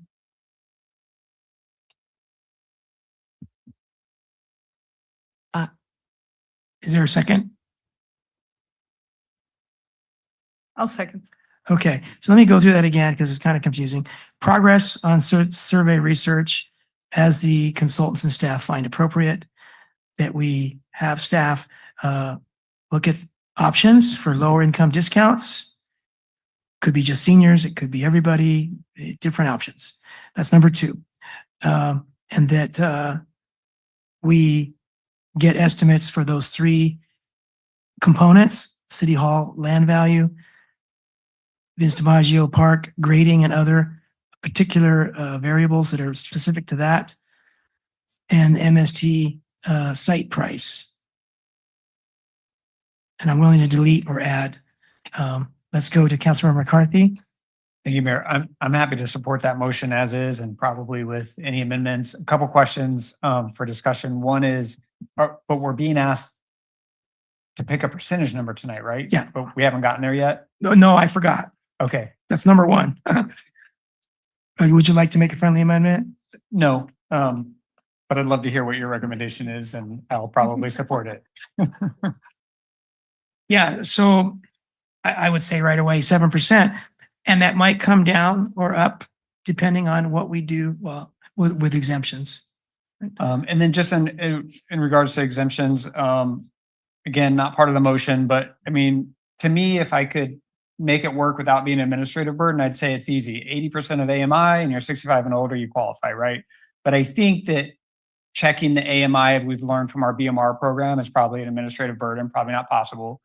But in that spirit, maybe we say something that's easier to administer, 65 and older, you get a $50 or $100 credit or something to that effect. And so I would ask staff to maybe come back and provide us something that's in the spirit of those two things, but is also easy to administer for the city. So that would just be my comment. Brian, I have a very brief question. If I'm 30 and I'm struggling, or I'm 68 and I'm struggling, does one deserve more discount than the other?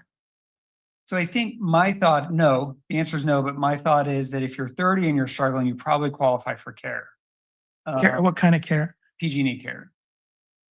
And if I'm 65 and struggling, I don't? You probably don't, because a lot of young people may have families where the income threshold is actually higher. Whereas if you're older, you know, you're usually either empty nesters or widowers. And so your income threshold is a little bit. So if your income is lower because of your senior citizen circumstance, wouldn't you qualify for PG&E care? It's based on household size, as is AMI. Okay. I don't understand it as well as you do. Thank you. Okay, let's go to Councilmember McAdams.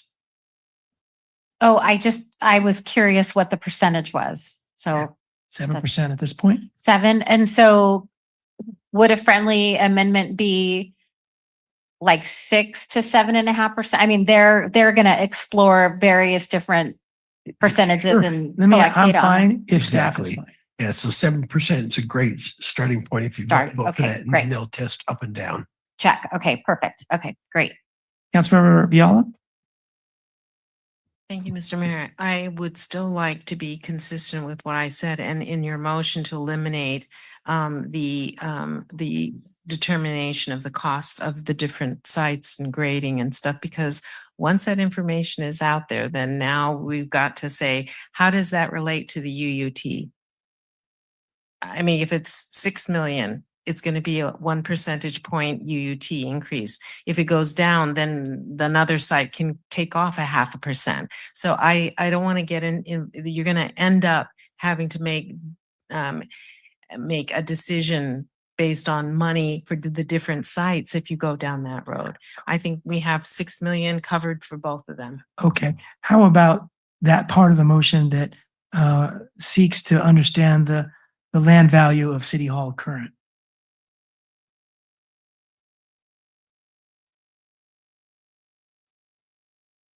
It seems a little bit in isolation, however, but Yeah, I can and- understand that if we have to go down in UUT, then we'll carve off the recreation part of the needs. Although we can't carve it out because we're not supposed to be identifying the specific purpose for the UUT. Right. Well, 7% that doesn't allow for the recreation. So in public meetings and education, we would probably disclose that it's that not likely eliminates to it. include that, but it could. And then people who want the community center upgraded will say, well, what about that? And we'll say, well, that can come with the 7 million we're going to get from selling this. Well, that was a bad number, but anyway, that was the purpose of me thinking it. And if the rest of the council, I just want to get this passed tonight because these two, those two things aren't important to me, but I thought that they were a good idea. So let's hear from others before we officially remove the Vince DiMaggio, the MST values or the current City Hall. Okay. And I am in favor of the 7%, by the way. Okay. Councilmember Vischer? Thank you, Mr. Mayor.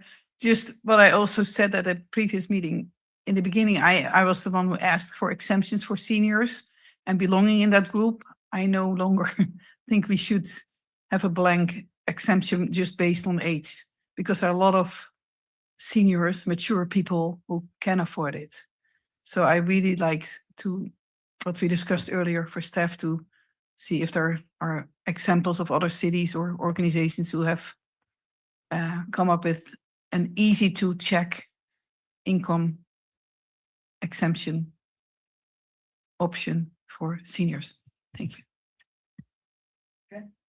Councilmember McAdams? Thank you, Mayor. I was going to ask you to split the question, but if the three sort of site things aren't important to you, then I mean, I would suggest that they just get removed, but if you want to keep them in the motion, if you could split the question to the percentage of 7% and then, you know, moving forward with the survey. And then the second vote would be on the things, and then that would be good. Okay, For me. so Thank you. for the time being, I'll remove from my motion all $3 items, current City Hall, Vincent Maggio Park grading, MST price, and we're left with survey research progress, options for lower income ratepayers, residents, and 7% UUT. I just had a quick question for staff. Could we say, this is theoretical, could we say PG&E care discounts would be given, exemptions would be given for seniors only? Like if you're a senior and you're PG&E care, or that's a bad thing for some reason. Yeah, I think maybe we could, but we wouldn't want to, I wouldn't think, because to your point earlier, people are struggling. We want to, regardless of their age, try to serve them. Okay, but I thought you were mentioning that. No, I said, don't do a blanket exemption for seniors because Okay. many seniors can afford it. And I said, anybody on the care program, the PG&E care program, I would really like all of them to be exempt regardless of age. Yeah. Okay, so I guess I was thinking, because you said that, you don't want to give blanket discount to seniors because some don't need it. Yeah.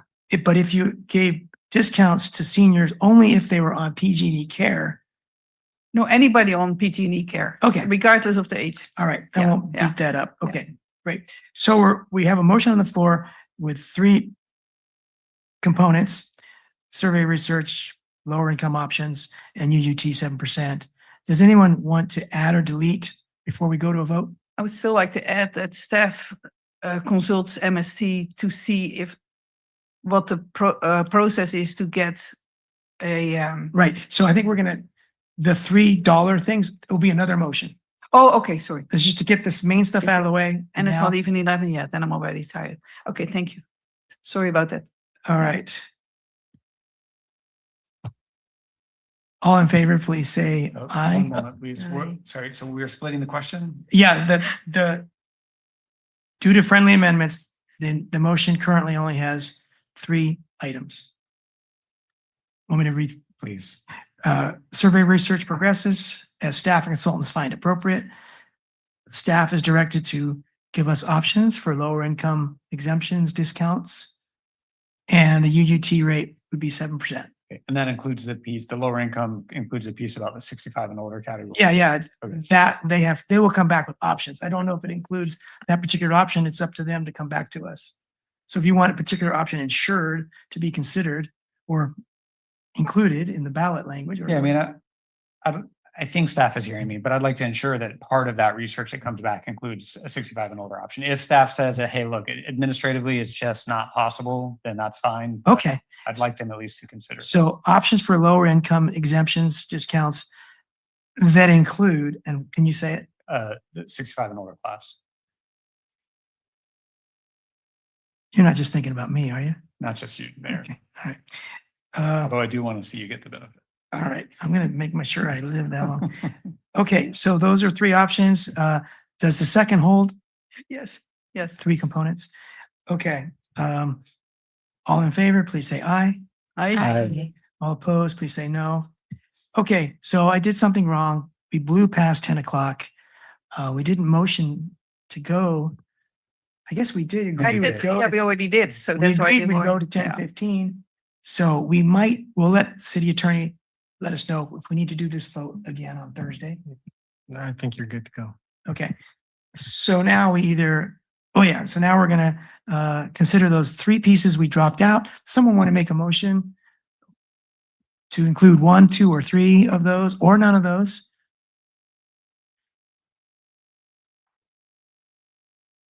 Well, I think it was the mayor's motion. You just asked them to split it. Right. So now the other half of the split vote is whether we want to direct staff to come back with any of those estimates. And I see Jenny shaking her head no. No for Kathy. For the MST, I thought. That's one of the three. So Elizabeth You wants the wanted that MST. Just Brian? to rule it out or not, yes. Right. I'd be happy to support the MST site. Okay, and that is to get an appraisal price. Yes. Okay, so we have two people that want to, so one of you make a motion. Oh, to direct staff to consult with MST to get an estimate for the site next to the MST transfer. Is that the same as an appraisal? Appraisal, that's the word, sorry. To get an appraisal. See, I'm tired. Well, in Dutch, it sounds more like estimate. Appraisal, I don't even know the Dutch word anymore. Okay, is there a second? A second. Okay, we have a motion, a second. Councilmember Biala. So we get an appraisal from them, but we don't have their definitive answer that they would sell it. So I don't understand like why we're going to do that. I mean, what does that mean?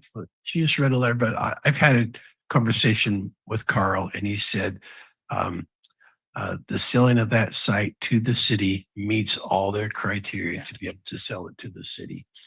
Now he still has to run it through the board. You're right. The board hasn't made a decision. Oh, I'm sorry. Yeah, you're correct. The board, you're right.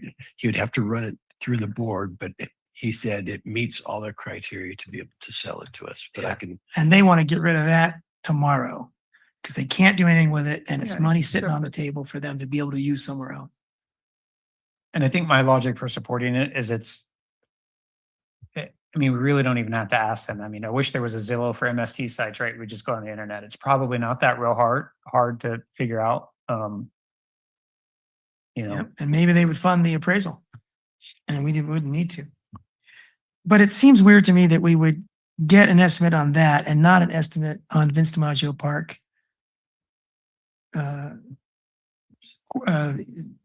Idiosyncrasies and cost. I would support Vince DiMaggio as well if a majority of the council would, but I Okay, also don't know that we need to go down that path if a majority of council doesn't Right. want that. so does Jenny or Kathy care if we have Vince DiMaggio in this motion? It has two. I do. I You object. care because you don't want it, Jenny? No, I care because it's divisive. That's Okay, exactly so We're you my just don't- thought. opening up a bag of worms. But you Okay. wanted the MST in there or you didn't? The MST, I think is fine because it will give us direction of if it's off the table or on the table. Okay, And if it's off the table, then we don't have to talk Right. about it anymore. Yes. But if it is a possibility, then it's still in the running. So Councilmember And Biala? because in 3 days, the grading price went up $2 million for Vince DiMaggio. So, I mean, what are we talking about? I don't know what that appraisal came in on that it changed that much. So if we're going to do this, we do it seriously and we get a whole nother consultant to actually price things out. I mean, I can't, okay. I can't rely on these numbers. Oh, and I don't want, R&T is doing the best job they can. What they're trying to do is give us conservative numbers. Vince DiMaggio's site is on a huge drop off. The site will vary millions of dollars where the city hall is located. And so they can't give you a definitive number until we say it's going to be located here. And then they can see how much fill they have to excavate, how much fill they have to bring in, how many retaining walls. And so that new number, we're just saying, depending on where it's located, it could go up anywhere from $4 to $6 million. And we'll never know any more from that until we pin down, this is the exact site we want. Okay, I walked the site today and I will tell you that so much of Vince DiMaggio is pretty flat. However, there is that initial grade. So if we're going to go down that rabbit hole about really getting a accurate assessment of costs, then a design needs to be proposed because some of the land there is pretty darn flat. All of the open space there is pretty darn flat. Okay, So it doesn't make sense to me. all right. Did anyone want to include the city hall land value estimate or not? I see no from Elizabeth, no from Brian. Because it doesn't matter what site gets Okay. chosen because it won't be this site, so it doesn't matter. No. Okay. So I see it. Well, just for clarity, I don't think that that's true, but I appreciate your comment that it won't be the site. I mean, have we definitively decided that? Oh, I assume. No, yeah, no, I don't think that's true, but I don't think Okay. it's germane to the conversation. But for, because we only discussed the two sites now, which we were not going to discuss, but so for, for these two sites, it doesn't matter. So, so only if, so who knows if MST turns out to be off the table and who knows, we might come back. I suspect it could be an entirely unthought of site, to be honest with you, the way that, this kind of stuff works. So, it may not be any of the ones we've discussed. All right. So can you restate the motion, please, Brian? Councilmember Fisher made I'm it. sorry. Oh, Elizabeth? sorry. To direct staff to get an estimate, an appraisal from MST for the site next to the MST exchange. And Marina. maybe, would you accept a friendly amendment, a letter of intent that they, would be willing to explore the sale? Oh, we have it. Okay.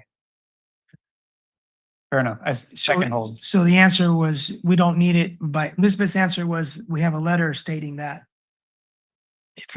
Or we can include that, get an appraisal and their. You might say as a friendly amendment, get the appraisal and run it through their board. Yes. Conceptually, would they be willing? Yes. Everyone says, yeah, we're enthusiastic, or everyone says, no, then we don't want to get the appraisal. Yes, because otherwise we don't need an appraisal. Yes. Okay, I'll be voting no, just because I think the two kind of go together. If you're going to get more information on one, you should get it on the other, but let's see how this goes. Okay, Kathy, did you have more? All right, all in favor of the motion, please say yes. Yes. Yes. All opposed to the motion, please say no. No. Thank you, everybody. That motion passes 3-2 with Councilmember Viola and Mayor Delgado voting against. Everybody willing to go to Lock Padden now? Closed session? We're gonna wake up when we walk across. All right, so this meeting is adjourned to close.